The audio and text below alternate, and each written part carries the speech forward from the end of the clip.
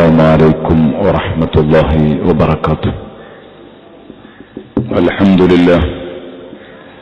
الحمد لله رب العالمين، والصلاة والسلام على سيد المرسلين وعلى آله وصحبه كلهم أجمعين. اللهم صل على محمد النبي عدد من صلى عليه من خلقك. اللهم صل على محمد النبي كما ينبغي لنا أن نصلي عليه. اللهم صل على محمد النبي كما أمرتنا أن نصلي عليه وعلى آله وصحبه وسلم.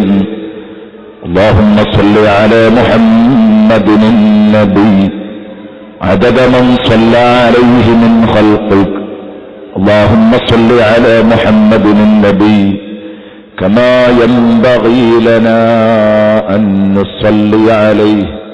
اللهم صل على محمد النبي كما أمرتنا أن نصلي عليه وعلى آله وصحبه وسلم. أما بعد، فأعوذ بالله من الشيطان الرجيم. بسم الله الرحمن الرحيم.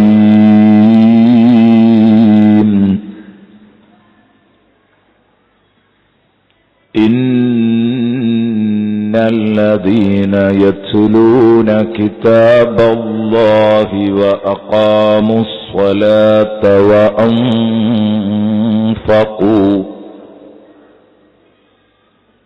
وأنفقوا مما رزقناهم سرا وعلانية يرجون تجارة لن تبور ليوفيهم أجورهم ويزيدهم من فضله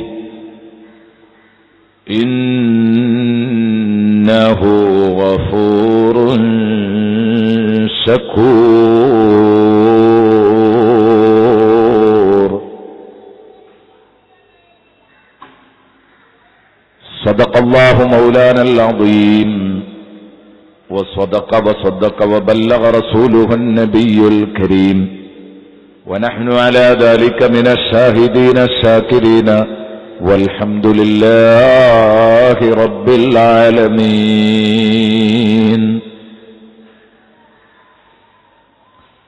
أفضل عبادة أمتي تلاوة القرآن. صدق محمد رسول الله. إن تتلوها خيفة من حر نار لظى أطفأت حر لظى من وردها الشبيم. مولاي صل وسلم دائما أبدا على حبيبك خير الخلق كلهم. واعلموا أمة سيدنا ومولانا محمد. اللهم صل وسلم وبارك عليه.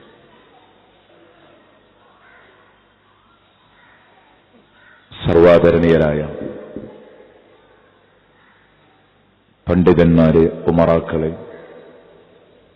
സഹോദരന്മാരെ, വളരെ സന്തോഷത്തോടെ വിശുദ്ധ റമദാനിലെ നോമ്പനുഷ്ഠിച്ചു.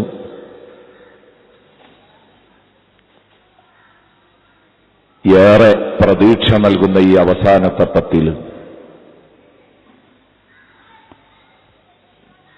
ഇസ്തിഗ്ഫാറിന്റെ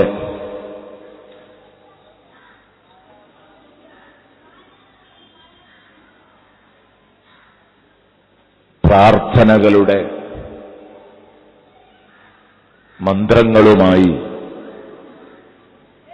ഈ സദസ്സിലേക്ക് എത്തിയിരിക്കുന്ന എന്റെ പ്രിയപ്പെട്ട ഉമ്മപെങ്ങന്മാരെ, മോമിനീങ്ങളെ, അല്ലാഹുവിന്റെ മഹത്തായ അനുഗ്രഹത്താൽ കഴിഞ്ഞ കൊല്ലം ഈ വേദിയിൽ നാം ഒരുമിച്ച് കൂടിയതുപോലെ വീണ്ടും നാം ഒത്തുകൂടിയിരിക്കുകയാണ്. ഈ വർഷം ബന്ധപ്പെട്ടവർ ഇവിടെ എന്നോട് സംസാരിക്കാൻ പറഞ്ഞ വിഷയം ഖുർആൻ പാരായണം എന്ന വളരെ പ്രധാനപ്പെട്ട ഒരു വിഷയമാണ്. ഞാനേറെ താൽപര്യപ്പെടുന്ന, എന്റെ ജീവിതത്തിൽ ഞാനേറെ ഊന്നിപ്പറയാറുള്ള സകല വിഷയങ്ങളിലും തളർച്ച സംഭവിച്ചിട്ടുണ്ടെന്ന് പലപ്പോഴും നമ്മൾ പറയുകയാണെങ്കിലും പലപ്പോഴും വളരെ തളർന്നുപോയ, ഉമ്മത്തിൽ ഇല്ലെന്ന് തന്നെ പറയാൻ പറ്റിയ വളരെ പ്രധാനപ്പെട്ട ഒരു വിഷയമാണ് ഖുർആൻ പാരായണം. നമുക്കെല്ലാവർക്കും അറിയാം, നമ്മുടെ പഴയ കാലങ്ങളിൽ, ഞാൻ കുട്ടിയായിരുന്ന കാലഘട്ടത്തിലെ ഓർമ്മ എന്റെ പ്രിയപ്പെട്ട സുഹൃത്തുക്കളെ ഞാൻ ഓർത്തെടുക്കുകയാണ്. നിങ്ങളുടെ നാടുകളിൽ അങ്ങനെ ഒരു അന്തരീക്ഷം ഉണ്ടായിരുന്നോ എന്നെനിക്ക് പറയാൻ കഴിയില്ല.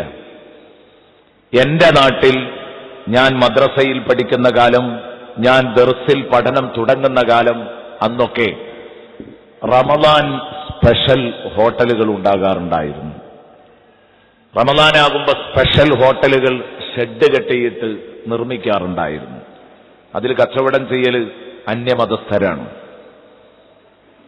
അന്യമതസ്ഥരായ ആളുകൾ വെച്ചുകെട്ടുന്ന ഈ ഷെഡുകളിൽ പോയി ഒന്നോ രണ്ടോ നേരം ഭക്ഷണം കഴിച്ചിരുന്നത് നമ്മുടെ ഉമ്മത്തിലെ മെമ്പർമാരാണെന്ന് പറയാൻ നാണക്കേടുണ്ട്. നമ്മുടെ ചെറുപ്പകാലത്ത് നാം നമ്മുടെ രണ്ട് കണ്ണുകളെ കൊണ്ട് കണ്ട ചിത്രമാണ് നാട്ടിൽ നിലയും വിലയുമുള്ള പലരും നോമ്പ് നോൽക്കാതെ വീട്ടിൽ നിന്ന് ഭക്ഷണം കിട്ടാത്തതിന്റെ പേരിൽ അവർക്കൊരഭയമായിരുന്നു സത്യത്തിൽ ഇത്തരം കേന്ദ്രങ്ങൾ. ഞാൻ എന്റെ പ്രിയപ്പെട്ട സഹോദരങ്ങളോട് ഉണർത്തുന്നത്, ഇന്ന് ഈ ഷെഡുകൾ അസ്തമിച്ചിരിക്കുന്നു. എന്റെ നാട്ടിലില്ല, പരിസര പ്രദേശങ്ങളിൽ കാണുന്നില്ല. ഒരു പക്ഷേ ഞാൻ ഈ പറഞ്ഞ ഇതേ അവസ്ഥ കോഴിക്കോട് ജില്ലയിലെ പല പ്രദേശങ്ങളിലും കാണാൻ പറ്റുന്നതായിരുന്നു എന്ന് വെച്ചേക്കാം, എന്നുണ്ടായേക്കാം. ഒരു കാലഘട്ടത്തിൽ അങ്ങനെ കാണാനുള്ള സാധ്യതയുണ്ട്. എന്നാൽ ഇന്ന് പ്രാദേശിക തലങ്ങളിൽ ഇങ്ങനെ ഒരു ഷെഡ് ഉയരുന്നില്ല.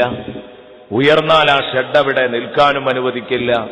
അത് ഒരിക്കലും ലാഭത്തിൽ ഓടുകയുമില്ല. അത് നഷ്ടത്തിലേ കലാശിക്കൂ എന്നുള്ള കാര്യം ഉറപ്പാണ്.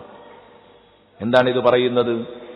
നഗരപ്രദേശങ്ങളിൽ, ടൗൺ മേഖലകളിൽ ഇതിനുള്ള സൗകര്യങ്ങൾ ഇന്നും ഇല്ല എന്ന് ഒരിക്കലും കണ്ണടച്ച് പറയുകയല്ല.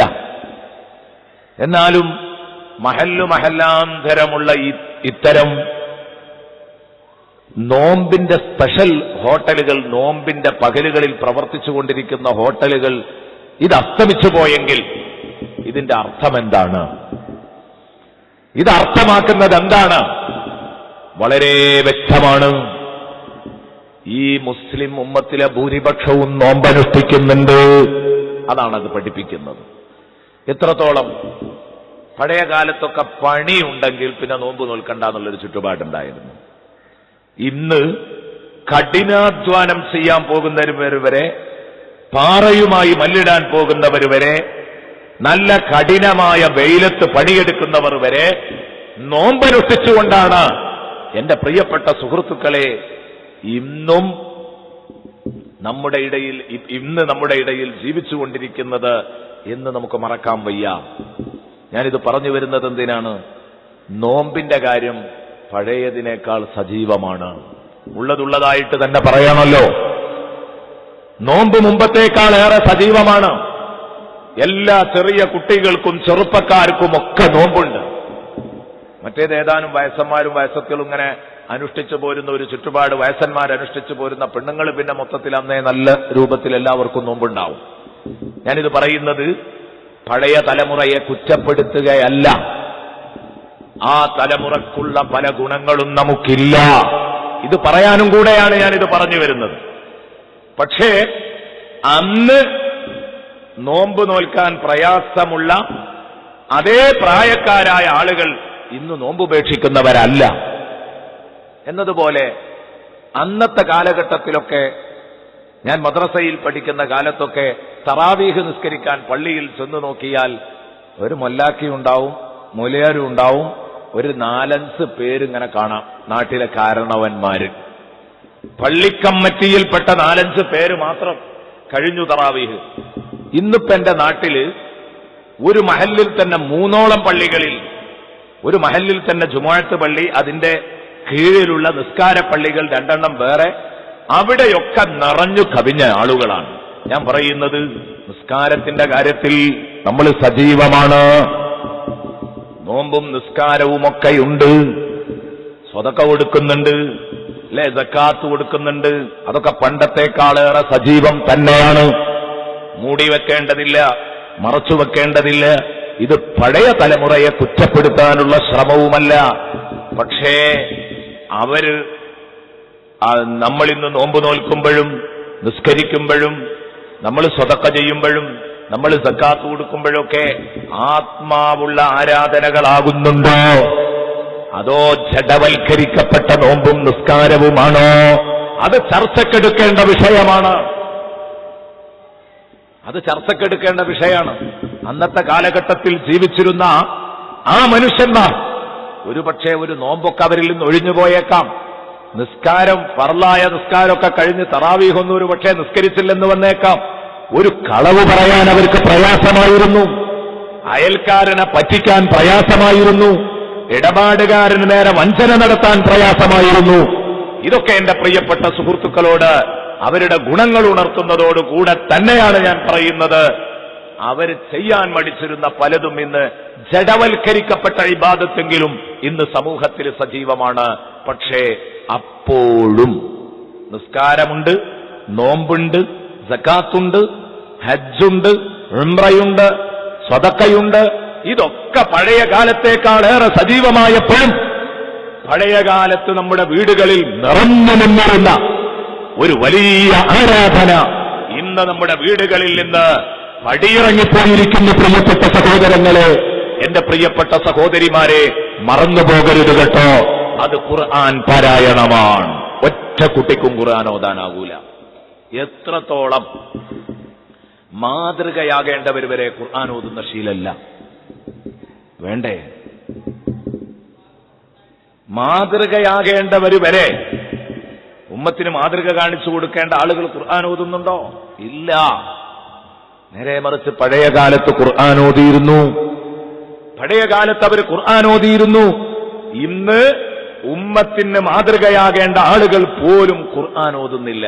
വീട്ടിലെ ഉമ്മ, വീട്ടിലെ ഉപ്പ, അല്ലെങ്കിൽ നാട്ടിൽ മാതൃകയാവേണ്ട മറ്റു പല നേതാക്കളും വിശുദ്ധ ഖുർആൻ പാരായണത്തിൽ നിന്ന് അകന്നു കഴിയുന്നവരാണോ?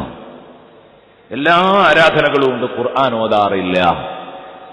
സംഗതിയോ ഇതിന്റെ മഹത്വം എത്രയാണ്? ഇതിന്റെ മഹത്വം എത്രയാണ്? അള്ളാഹു നിസ്കരിക്കണമെന്ന് പറയുന്നതിന്റെ മുമ്പ്, അള്ളാഹു നോമ്പ് നോൽക്കണമെന്ന് പറയുന്നതിന്റെ മുമ്പ്, അള്ളാഹു സക്കാത്ത് കൊടുക്കണമെന്ന് പറയുന്നതിന്റെ മുമ്പ്, സ്വതക്ക ചെയ്യണമെന്ന് പറയുന്നതിന്റെ മുമ്പ് അള്ളാഹു പറഞ്ഞത് നിങ്ങൾ ഖുർആൻ ഓതണമെന്നാണ്. ആരെങ്കിലുമൊക്കെ സംശയിക്കുന്നുണ്ടാകും, ളുഹർ നിസ്കരിക്കൽ നിർബന്ധമല്ലേ, ഖുർആൻ ഓതൽ സുന്നത്തല്ലേ ഉള്ളൂ, എന്താ നിങ്ങൾ ഈ പറയുന്നത്? അറിഞ്ഞുകൊണ്ട് തന്നെയാ പറയുന്നത്, മനഃപൂർവ്വ പറയുന്നത്. നിസ്കരിക്കൽ നിർബന്ധാണ്, നോമ്പ് നോൽക്കൽ നിർബന്ധാണ്, റമദാനില് ഹജ്ജ് ചെയ്യൽ നിർബന്ധാണ്, സക്കാത്ത് നിർബന്ധാണ്. പക്ഷേ അങ്ങനെയൊക്കെ ആണെങ്കിലും ഇതൊക്കെ ഖുർആനോത്ത് സുന്നത്തുമേ ഉള്ളൂ, സുന്നത്തേ ഉള്ളൂ. പക്ഷേ അങ്ങനെയൊക്കെയാണെങ്കിലും ഈ നിസ്കാരവും ഖുർആനോത്തും ഈ നിസ്കാരവും അതുപോലെ തന്നെ സക്കാത്തും സദഖയുമൊക്കെ പരാമർശിക്കുന്നതിന്റെ മുമ്പ് അല്ലാഹു പരാമർശിച്ചത് ഖുർആൻ പാരായണമാണ്. അത് ഖുർആനോത്തിന്റെ മഹത്വം വിളിച്ചോതുന്നുണ്ടെന്ന്, അത് ഖുർആൻ പാരായണത്തിന്റെ മഹത്വം നമ്മളെ പഠിപ്പിക്കുന്നുണ്ടെന്ന് ബഹുമാനപ്പെട്ട പണ്ഡിതന്മാര് സൂചിപ്പിക്കുന്നു. ഞാൻ നിങ്ങളെ ഓതിക്കേൽപ്പിച്ചല്ലോ സൂറത്തുൽ, പ്രിയപ്പെട്ട സുഹൃത്തുക്കളെ, ഞാൻ നേരത്തെ നിങ്ങളെ ഓതിക്കേൽപ്പിച്ചു സൂറത്തു ഫാത്തിറിലെ 29-30 ആയത്തുകളാ നിങ്ങളെ ഓതിക്കേൽപ്പിച്ചത്. ഇന്നല്ലദീന യത്ലൂന കിതാബല്ലാഹ് വഅഖാമുസ്സലാത വഅൻഫഖൂ മിമ്മാ റസഖ്നാഹും സിർറൻ വഅലാനിയ യർജൂന തിജാറതൻ ലൻ തബൂർ. കണ്ടോ നിങ്ങൾ, ഇവിടെയാണ് മഹാന്മാർ ചർച്ച ചെയ്യുന്നത്. ഇന്നല്ലദീന യത്ലൂന കിതാബല്ലാഹ്, തീർച്ചയായും അല്ലാഹുവിന്റെ വിശുദ്ധ ഗ്രന്ഥം പാരായണം ചെയ്യുന്നവർ, ഖുർആൻ ഓതുന്നവർ. ഇന്നല്ലദീന യത്ലൂന കിതാബല്ലാഹ്, നിശ്ചയം അല്ലാഹുവിന്റെ ഗ്രന്ഥം പാരായണം ചെയ്യുന്നവർ. ഖുർആൻ പഠിക്കലല്ല, അത് വേറെ. അത് രണ്ടും മഹത്വമായ ആരാധനയാണ്. ഖുർആന്റെ ആശയം പഠിക്കലും ഖുർആൻ പാരായണം ചെയ്യലും. ഹബീബായ റസൂലുള്ളാഹി സ്വല്ലല്ലാഹു അലൈഹി വസല്ലമ തങ്ങൾ ഒരു സദസ്സിലേക്ക് ഇങ്ങനെ കയറി വരുന്ന സമയത്ത്, മദീനത്തെ പള്ളിയിലേക്ക്, അവിടെ ഒരുങ്ങിയിരിക്കുന്ന ഒരു സദസ്സിലേക്ക് മുത്തുനബി ഇങ്ങനെ കയറി വരിക. അപ്പൊ പള്ളിയുടെ 2 മൂലയിലിരുന്ന്, ഒരു സദസ്സിന് ശല്യമാകുന്നില്ല. മദീന പള്ളിയുടെ 2 മൂലയിലിരുന്ന് ഒരു മൂലയിൽ ഏതാനും ആളുകൾ ഇങ്ങനെ വട്ടമിട്ട് ഇരുന്നിട്ട് ഖുർആൻ ഓതുന്നു. എന്നിട്ട് ഒരാൾ ഓതുന്നു, മറ്റുള്ളവർ കേൾക്കുന്നു. അതിലയാൾ ശ്രദ്ധിച്ച നിയമങ്ങളും അതിൽ വിട്ടുപോയ നിയമങ്ങളും എല്ലാം ഉണർത്തിക്കൊണ്ട് മറ്റുള്ളവർ ഖുർആൻ പാരായണ രീതി ശാസ്ത്ര നിയമങ്ങൾ അവരവിടെ പഠിച്ചുകൊണ്ടിരിക്കുകയാണ്. ഖുർആൻ പാരായണം അവരാസ്വദിച്ചുകൊണ്ടിരിക്കുന്നു. ഇങ്ങേ മൂലയിൽ വിശുദ്ധ ഖുർആനിന്റെ ആശയ പഠനമാണ്. ഒരാൾ എഴുന്നേറ്റ് നിന്നിട്ട് വിശുദ്ധ ഖുർആന്റെ ഒരായത്തോതുന്നു, അതിന്റെ ആശയങ്ങൾ പറയുന്നു, വഅദ് പറഞ്ഞു കൊടുക്കുന്നു. ഒന്ന് ഖുർആൻ ക്ലാസ്സാണ്, ഒന്ന് ഖുർആൻ പാരായണമാണ്. ഇത് രണ്ടും ഇങ്ങനെ നടക്കുമ്പോഴാണ് സയ്യിദുനാ റസൂലുള്ളാഹി മദീന പള്ളിയിലേക്ക് ഇങ്ങനെ കയറി വരുന്നത്. ഹദീസിൽ കാണാം. ആ സമയത്ത് ഇവരങ്ങോട്ട് എഴുന്നേറ്റ് എല്ലാവരും, കാരണം നബി സല്ലല്ലാഹു അലൈഹി വസല്ലം കടന്നു വരികയാണ്. ആരാണ്, ഏത് സദസ്സിലേക്കാണ്, ആരോടൊപ്പമാണ് അള്ളാഹുവിന്റെ ഹബീബ് വന്നിരിക്കുക, അവർക്ക് മഹത്വം വർദ്ധിക്കും. ഉറപ്പാണല്ലോ. ആരുടെ കൂടെയാണോ റസൂലുള്ള വന്നിരിക്കുന്നത് ആ സദസ്സിന് നിലവാരം കൂടും. അപ്പൊ ഇവരിങ്ങനെ കാത്തു നിൽക്കുകയാണ്. നബി സല്ലല്ലാഹു അലൈഹി വസല്ലം തങ്ങൾ 2 സദസ്സിലും എന്താ നടക്കുന്നത് എന്നൊന്ന് വീക്ഷിച്ചു. വീക്ഷിച്ചതിന്റെ ശേഷം അള്ളാഹുവിന്റെ റസൂൽ പറയാണ്, രണ്ടിനും അതിൻ്റെതായ പ്രാധാന്യമുണ്ട്. പറയുന്ന വാക്ക് കേട്ടോളൂ, കുല്ലുൻ അലാ ഖൈർ. നബി സല്ലല്ലാഹു അലൈഹി വസല്ലം പറഞ്ഞു, കുല്ലുൻ അലാ ഖൈർ. 2 സദസ്സും ഒന്നൊന്നിനു മെച്ചമാണ്. കുല്ലുൻ അലാ ഖൈർ, 2 സദസ്സും ഗുണകരമാണ്. ഒന്ന് ഖുർആൻ ഓത്താണ്, ഒന്ന് ഖുർആൻ പാരായണ ആശയ ചർച്ചയാണ്. രണ്ടും ഓക്കെ. പക്ഷേ വലാകിന്നി ബഅസനില്ലാഹു മുഅല്ലിമാ, പക്ഷേ അല്ലാഹു എന്നെ ഖുർആനിന്റെ ആശയങ്ങൾ ജനങ്ങൾക്ക് പഠിപ്പിക്കുന്ന അധ്യാപകനായിട്ടാണ് അല്ലാഹു എന്നെ പറഞ്ഞയച്ചത് എന്നതുകൊണ്ട് ഞാൻ ഇവരോടൊപ്പം ഇരിക്കുകയാണെന്ന് പറഞ്ഞ് ഖുർആൻ ആശയ പഠന ചർച്ചയിൽ പോയി നബി സല്ലല്ലാഹു അലൈഹി വസല്ലം ഇരിപ്പുറപ്പിക്കുന്നു. എന്തിനാ ഞാനിത് പറഞ്ഞത്? ഖുർആന്റെ ആശയങ്ങൾ പഠിക്കുന്നതിന് മഹത്വമുണ്ട്. പാരായണത്തിന് മാത്രമല്ല, ഈ ക്ലാസ്സിന് നിങ്ങൾ വന്നിരിക്കുന്നത് ഖുർആന്റെ ആശയ പഠനമാണ്. ഇവിടെ നടന്ന വഅദുകളൊക്കെ ഖുർആനിന്റെ ആശയ പഠനങ്ങളാണ്. അപ്പൊ ഇതിന് നിങ്ങൾ വന്നിരിക്കുന്നത് നിങ്ങൾക്ക് വലിയ മുതൽക്കൂട്ടാണ്. പക്ഷേ നബി തങ്ങൾ പറഞ്ഞ വാക്ക് ശ്രദ്ധിക്കണം. കുല്ലുൻ അലാ ഖൈർ. അത്രയും വലിയ പ്രാധാന്യം വിശുദ്ധ ഖുർആൻ പാരായണത്തിനുള്ളതുകൊണ്ടാണ് നമ്മുടെ മുൻഗാമികളായ പണ്ഡിതന്മാർ നേരം വെളുത്ത് വൈകുന്നേരം വരെ ഖുർആനിന്റെ ആശയ ചർച്ചയും പഠനവും നടത്തിയിരുന്ന, അത് പഠിപ്പിച്ചു കൊടുത്തിരുന്ന ആലിമീങ്ങൾ ഖുർആനോദാൻ ഒരു സമയം കണ്ടിട്ടുണ്ട്. ഒരിക്കലും ചിന്തിച്ചില്ല പ്രിയപ്പെട്ട കൂട്ടുകാരെ. ബഹുമാനപ്പെട്ട ശൈഖുനാ കാന്തപുരം ഉസ്താദിന്റെ അടക്കം ഉസ്താദ്, കേരളത്തിലെ മുഴുവൻ ആലിമീങ്ങളുടെയും ഉസ്താദ്, ഉസ്താദുൽ അസാതീദ് ഒക്കെ ഉസ്താദ്.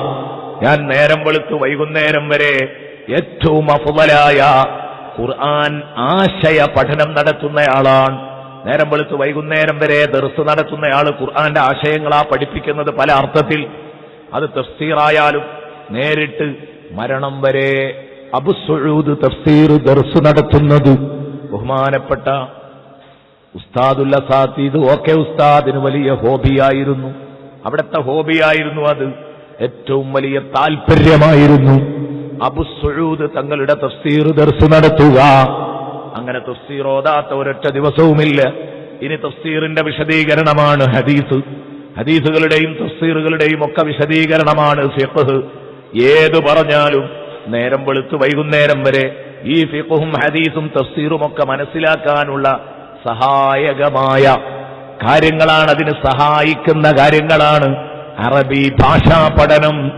അങ്ങനെ നഹവും സർഫും ഓതിക്കൊടുക്കുന്നത്, ഞാൻ പറയുന്നത് ഒരു പള്ളി ദർസിൽ ഓതിക്കൊടുക്കുന്ന ഉസ്താദിന് അദ്ദേഹം ഓതിക്കൊടുക്കുന്ന മുഴുവൻ ഗ്രന്ഥങ്ങളും ഖുർആനിന്റെ ആശയ പഠനത്തിന് ഉപകരിക്കുന്നതാണ് എന്നതുകൊണ്ട് അർത്ഥത്തിൽ അദ്ദേഹം സുബഹി തൊട്ട് വൈകുന്നേരം വരെ ഖുർആൻ പഠനം നടത്തുകയാണ്.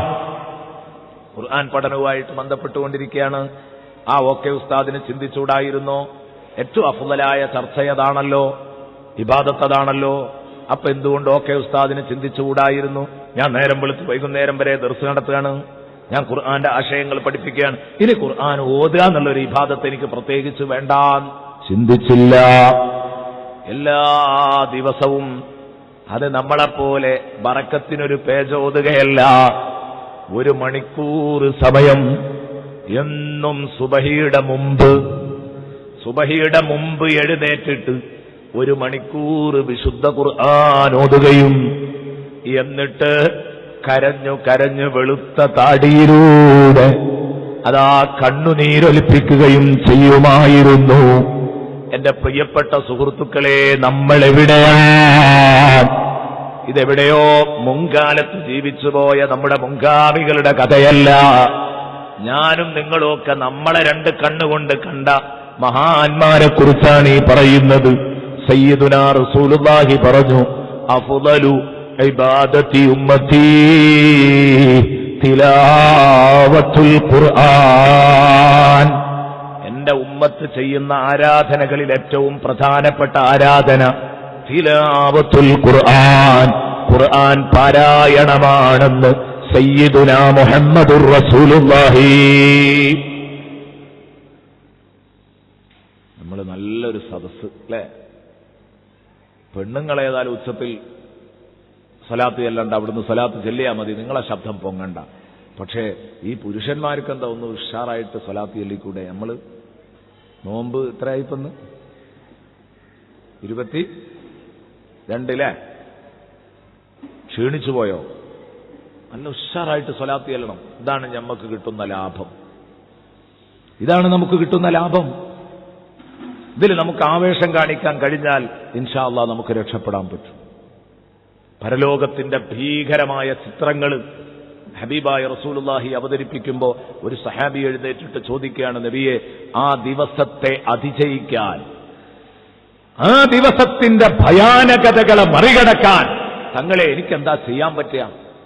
ഞാൻ എന്റെ ഒരു അഭിപ്രായം തങ്ങളോട് ചോദിച്ചോട്ടെ. ഞാൻ തങ്ങളെ പേരിൽ എന്നും സ്വലാത്ത് ചെല്ലാറുണ്ട്. ഞാൻ ചെയ്യുന്ന ഇബാദത്തിന് തങ്ങളുടെ പേരിലുള്ള സ്വലാത്ത് മാത്രം അങ്ങ് ആക്കിയാലോ? ഈ മനുഷ്യൻ ചോദിക്കുകയാണ്. അള്ളാഹുവിന്റെ റസൂൽ പറഞ്ഞു, ഇദൻ യക്ഫീകല്ലാഹു ഹമ്മദ്ദുനിയ വഹമ്മൽ ആഖിറ. എങ്കിൽ ദുന്യാവിലെ ആഖിറത്തിലെയും ടെൻഷൻ അള്ളാഹു നിനക്ക് തീർത്തു തരും. ഒരു വിഷമവും എല്ലാ ടെൻഷനും അള്ളാഹു അകറ്റിത്തരും. ദുന്യാവിലും ഭൂമിയിലും, ദുന്യാവിലും ആഖിറത്തിലും പരലോകത്തും പിന്നെ നിനക്ക് ടെൻഷൻ ഉണ്ടാവൂല. സയ്യിദുനാ റസൂലുള്ളാഹി സ്വല്ലല്ലാഹു അലൈഹി വസല്ലം തങ്ങൾ പറഞ്ഞെങ്കിൽ സ്വലാത്തിന്റെ മഹത്വം എത്രയാണ്. നമ്മളിങ്ങനെ ഒരു ഒയപ്പൻ സ്വലാത്ത്, ഉഴപ്പൻ സ്വലാത്തായിരിക്കരുത് നമ്മുടെ വായിൽ നിന്ന് കേൾക്കേണ്ടത്. നല്ല ആവേശത്തിലായിരിക്കണം സ്വലാത്ത് ചെല്ലേണ്ടത്. സയ്യിദുനാ റസൂലുള്ളാഹി, അള്ളാഹുവിന്റെ റസൂല് പറഞ്ഞു, എന്റെ ഉമ്മത്ത് ചെയ്യുന്ന ആരാധനകളിൽ ഏറ്റവും പ്രധാനപ്പെട്ടത് വിശുദ്ധ ഖുർആൻ പാരായണമാണ്. അതുകൊണ്ടാണ് അള്ളാഹു ആദ്യം പറഞ്ഞത്, ഇന്നല്ലദീന യത്ലൂന കിതാബല്ലാഹ്, തീർച്ചയായും അള്ളാഹുവിന്റെ കിതാബ് പാരായണം ചെയ്യുന്നവർ, അള്ളാഹുവിന്റെ കിതാബ് പാരായണം ചെയ്യുന്നവർ കഴിഞ്ഞില്ല, വ അഖാമുസ്സലാഹ്, നിസ്കാരം മുറ പോലെ നിർവഹിക്കുന്നവർ, നിസ്കാരം നിലനിർത്തുന്നവർ. എന്നോ ഒരാവേശത്തിന് 2 ദിവസം നിസ്കരിക്കുകയല്ല, റമദാനിൽ മാത്രം നിസ്കാരം നോക്കുകയല്ല. വിശദീകരിക്കാൻ സമയമില്ല, എന്റെ വിഷയത്തിൽ തന്നെ ഒതുങ്ങി സംസാരിക്കണം. ഖുർആൻ പാരായണം എന്ന വിഷയത്തിലേക്ക് തന്നെ ഞാൻ തിരിച്ചു വരുന്നു. പറഞ്ഞപ്പോൾ ഒറ്റ വാക്ക് സൂചിപ്പിക്കുകയാണ്, എന്താണ് ഈ നിസ്കാരം നിലനിർത്തുക എന്ന് പറഞ്ഞതിന്റെ അർത്ഥം. എന്നോ 2 ദിവസം ആവേശത്തിന് നിസ്കരിച്ചാൽ പോരാ, എന്നും നിസ്കരിക്കുന്ന നിസ്കാരം നിലനിർത്തണം, തുടരണം, മുറ പോലെ നിർവഹിക്കുക, തുടരുക. ഇതൊക്കെയാണ് ഇഖാമത്തുസ്സലാ എന്ന് പറഞ്ഞതിന്റെ അർത്ഥമെന്ന് ബഹുമാനപ്പെട്ട പണ്ഡിതന്മാർ വിശദീകരിച്ചത് കാണാം. വ അഖാമുസ്സലാഹ്, നിസ്കാരം നിലനിർത്തുന്നവർ. വ അൻഫഖൂ മിമ്മാ റസഖ്നാഹും, വ അൻഫഖൂ മിമ്മാ റസഖ്നാഹും, നമ്മൾ അവർക്ക് കൊടുത്തതിൽ നിന്ന് ഒരൽപ്പം അള്ളാഹുവിന്റെ മാർഗത്തിൽ ചെലവഴിക്കുന്നവര്. വ അൻഫഖൂ മിമ്മാ റസഖ്നാഹും, ഇതും ഞാൻ നീട്ടി പറയുന്നില്ല, കാരണം എന്റെ വിഷയവുമായിട്ട് ബന്ധപ്പെട്ടതല്ല. പക്ഷെ ബക്കറ്റ് അവിടെ പുറപ്പെടുന്നുണ്ടല്ലേ, അതേ സമയത്താണ് ഈ വർത്താനം ഒരുമിച്ച് വന്നതാണ്. ആയത്തിന്റെ അർത്ഥം നമ്മളിങ്ങനെ പറയാൻ നിൽക്കുകയാണ്. അപ്പൊ അതുകൊണ്ട് ബക്കറ്റ് വരുന്നുണ്ട്, എല്ലാവരും സഹകരിക്കണം. പ്രത്യേകിച്ച് എന്റെ പ്രിയപ്പെട്ട സഹോദരങ്ങളോട് ഞാൻ ഓർമ്മപ്പെടുത്തട്ടെ, എന്റെ പ്രിയപ്പെട്ട സഹോദരങ്ങളെ, നിങ്ങൾ ഓരോരുത്തരും ആലോചിക്കേണ്ടതുണ്ട്. മർക്കസു സഖാഫത്തി സുന്നിയയില് ഈ ബക്കറ്റിൽ നിങ്ങൾ എന്ത് പണം നിക്ഷേപിച്ചാലും, എത്ര വലുത് എത്ര ചെറുത് നിങ്ങൾ നിക്ഷേപിച്ചാലും ഇൻഷാ അല്ലാഹ് അത് നിങ്ങൾക്ക് ഉപകാരപ്പെടും. അള്ളാഹു നിങ്ങളെ രക്ഷിക്കും. ബിസ്മില്ലാഹിർ റഹ്മാനിർ റഹീം. ഉദ്ഘാടനം ചെയ്തു. ഇനി നിങ്ങൾ എല്ലാവരും കൊടുക്കുക. ഞാൻ അതിനെപ്പറ്റി ഒറ്റ വാക്ക് പറയട്ടെ, ആ ആയത്തിന്റെ അർത്ഥം. കാരണം നമ്മുടെ വിഷയമായിട്ട് ബന്ധപ്പെട്ടു എന്ന് പറഞ്ഞാൽ ആയത്തിന്റെ വാലാണല്ലോ അത്. ഇന്നല്ലദീന യത്ലൂന കിതാബല്ലാഹ് വ അഖാമുസ്സലാഹ് വ അൻഫഖൂ മിമ്മാ റസഖ്നാഹും, നമ്മൾ അവർക്ക് കൊടുത്തതിൽ നിന്ന് അല്പം ചെലവഴിക്കുന്നവർ. അള്ളാഹുവിന്റെ ആ ശൈലി മതി സത്യത്തിൽ ചെലവാക്കാൻ. അള്ളാഹുവിന്റെ ആ ശൈലി മതി സത്യത്തിൽ അള്ളാഹിന്റെ മാർഗത്തിൽ ചെലവഴിക്കാൻ. വേറെ ഒന്നും വേണ്ട. ആ പറഞ്ഞ വാക്ക് നമ്മൾ അവർക്ക് കൊടുത്തതിൽ നിന്ന് ചെലവാക്കുക. ഞാൻ ഈ സദസ്സിനോട് ചോദിക്കട്ടെ, നിങ്ങളെ കൂട്ടത്തിൽ ഒരാൾ എഴുന്നേറ്റിട്ട് എന്നോട് പറയാം, അല്ലെങ്കിൽ ഞാൻ നിങ്ങളോട് പറയാം, ആരോടും ആവാം, എഴുന്നേറ്റിട്ട് പറഞ്ഞു, ഒരാൾ എന്നോട് പറഞ്ഞു, ഉസ്താദെ ഞാൻ നിങ്ങൾക്ക് 1,00,000 ഉറുപ്യ ഇപ്പൊ തരാം, വെറുതെ തരാം, 10,000ന്റെ 10 കെട്ടുകൾ, 1,00,000 ഉറുപ്യ ഞാൻ നിങ്ങൾക്ക് വെറുതെ തരാണ്. പക്ഷെ അതിനൊരു ഡിമാൻഡ് ഉണ്ട്, ഒരാവശ്യം അതിന്റെ മുമ്പിൽ എനിക്ക് ഉന്നയിക്കാനുണ്ട്. ആ ഡിമാൻഡോടുകൂടെ, ആവശ്യത്തോടുകൂടെ നിങ്ങളത് ഏറ്റെടുക്കാൻ തയ്യാറാണോ എന്ന് ചോദിക്കുമ്പോൾ ഞാൻ അയാളോട് ചോദിക്കുകയാണ്, എന്താ നിങ്ങളുടെ ഡിമാൻഡ്? അതൊന്ന് പറയൂ. നിങ്ങൾക്ക് എന്താണ് എന്നോട് ആവശ്യപ്പെടാനുള്ളത്? 1,00,000 ഉറുപ്യ തരുന്നതിന് പകരം. അപ്പൊ അയാൾ പറയാണ്, 1,00,000 ഉറുപ്യ തരുമ്പോ ഒരു 10,000 എടുത്തിട്ട് ഉസ്താദിന് പോക്കറ്റിലിടാം. പിന്നെയോ 90,000 9 കെട്ട് അതവിടെ തന്നെ വെക്കുക. ഞാൻ 9 ആളെ കാണിച്ചു തരും, അവർക്ക് അത് എടുത്തു കൊടുക്കണം സന്തോഷത്തോടെ. പറ്റുമോ എന്ന് ചോദിച്ചാൽ ഞാൻ അതേന്ന് പറയും. അല്ലേ? ഈ കൂട്ടത്തിൽ ആരാ അതേന്ന് പറയാത്തത്? ആ 90,000 കൊടുത്താലും എനിക്ക് 10,000 ലാഭല്ലേ? ഇതിനൊരു മുടക്കൂല്ലല്ലോ. അപ്പോൾ എന്റെ അഭിപ്രായം എന്തായിരിക്കും? നിങ്ങൾ എത്ര വട്ടം എത്ര ലക്ഷം ഉറുപ്യ തരും, അത്രയും കൊടുക്കാൻ ഞാൻ തയ്യാറായിരിക്കും. 10 വട്ടം തന്നാൽ 10 വട്ടവും കൊടുക്കും. അപ്പൊ ഇവിടെ 9 ലക്ഷം ഉറുപ്പ്യ ഇപ്പുറത്ത് ഞാൻ വിതരണം ചെയ്യണം. 1 ലക്ഷം എന്റെ പോക്കറ്റിക്ക് വരുള്ളൂ, 9 ലക്ഷം കൊടുക്കണം. എനിക്ക് പ്രയാസം ഉണ്ടാവില്ല. കാരണം എന്താ? എനിക്കൊരു മുടക്കില്ല, എനിക്ക് കിട്ടിയത് ലാഭല്ലേ. എന്നാൽ ഇതേ ആശയം തന്നെയല്ലേ പ്രിയപ്പെട്ട സഹോദരങ്ങളെ അള്ളാഹുവും പറഞ്ഞത്?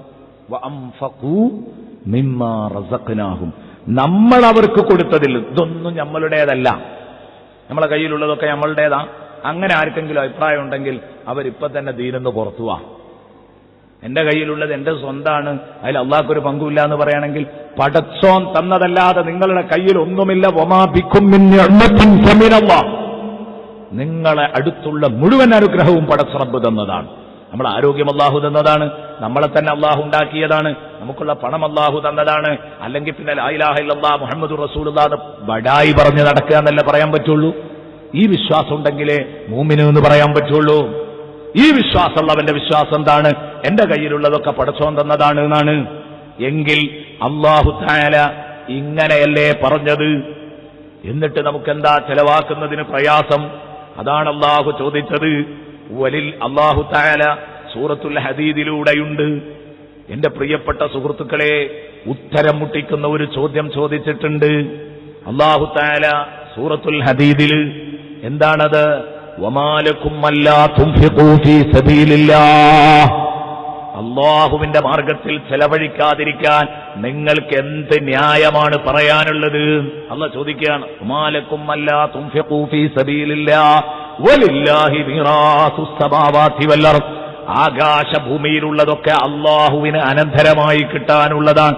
അള്ളാഹുവിന്റെ അനന്തരത്തിലുള്ളതാണെങ്കിൽ, അള്ളാഹുവാണ് അതിന്റെ ഉടമയെങ്കിൽ, ആകാശഭൂമികളിലുള്ളതൊക്കെ അള്ളാഹു റബ്ബുൽ ഇസ്സത്തിന് ഉടമപ്പെട്ടതാണെങ്കിൽ പിന്നെ നിങ്ങൾ ഇത് കെട്ടിപ്പൂട്ടി വെക്കുന്നതിൽ എന്ത് ന്യായം?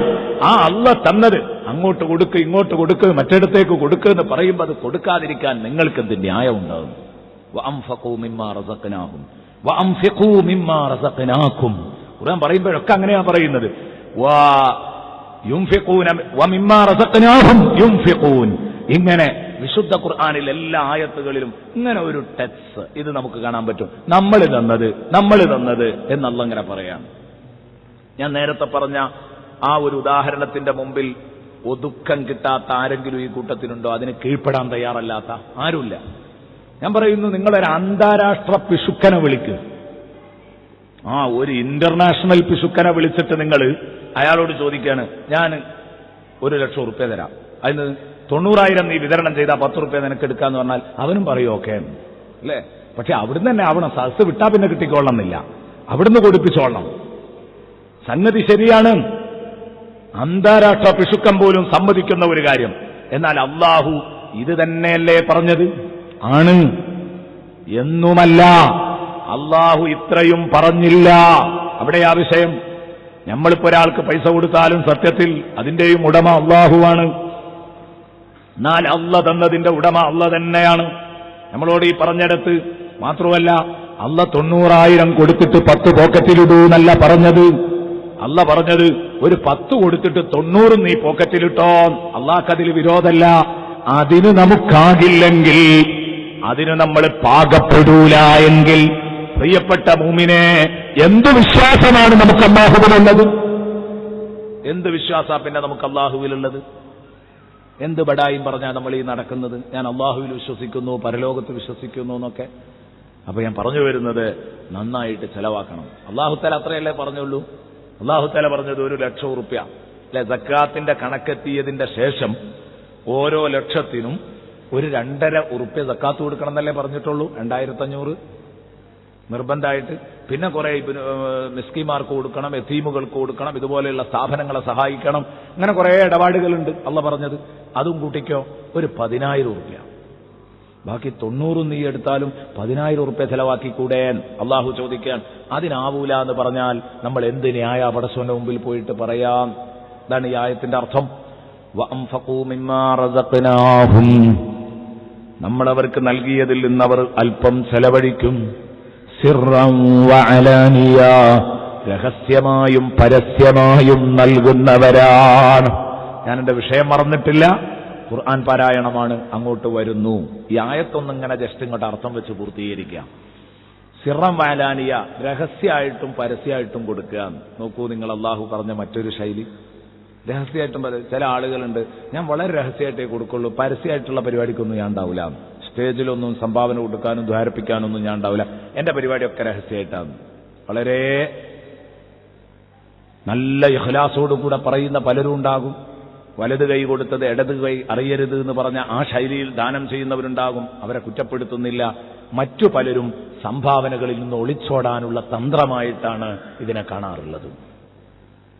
അവർ രഹസ്യമായിട്ടും കൊടുക്കൂല, പരസ്യമായിട്ടും കൊടുക്കൂല. എന്നാൽ ഇസ്ലാമിന്റെ നിലപാടെന്താ? രഹസ്യമായിട്ട് കൊടുക്കുന്നതിന് വലിയ കൂലിയുണ്ട്. അതുകൊണ്ട് ആദ്യം അത് പറഞ്ഞു സിർറൻ, പിന്നെ പറഞ്ഞു വഅലാനിയത്തൻ, പരസ്യമായിട്ടും കൊടുക്കണം, പരസ്യമായും കൊടുക്കണം. ചിലപ്പോൾ പരസ്യമായി കൊടുക്കുന്നത് രഹസ്യമായി കൊടുക്കുന്നതിനേക്കാൾ അഫ്ളലാകും.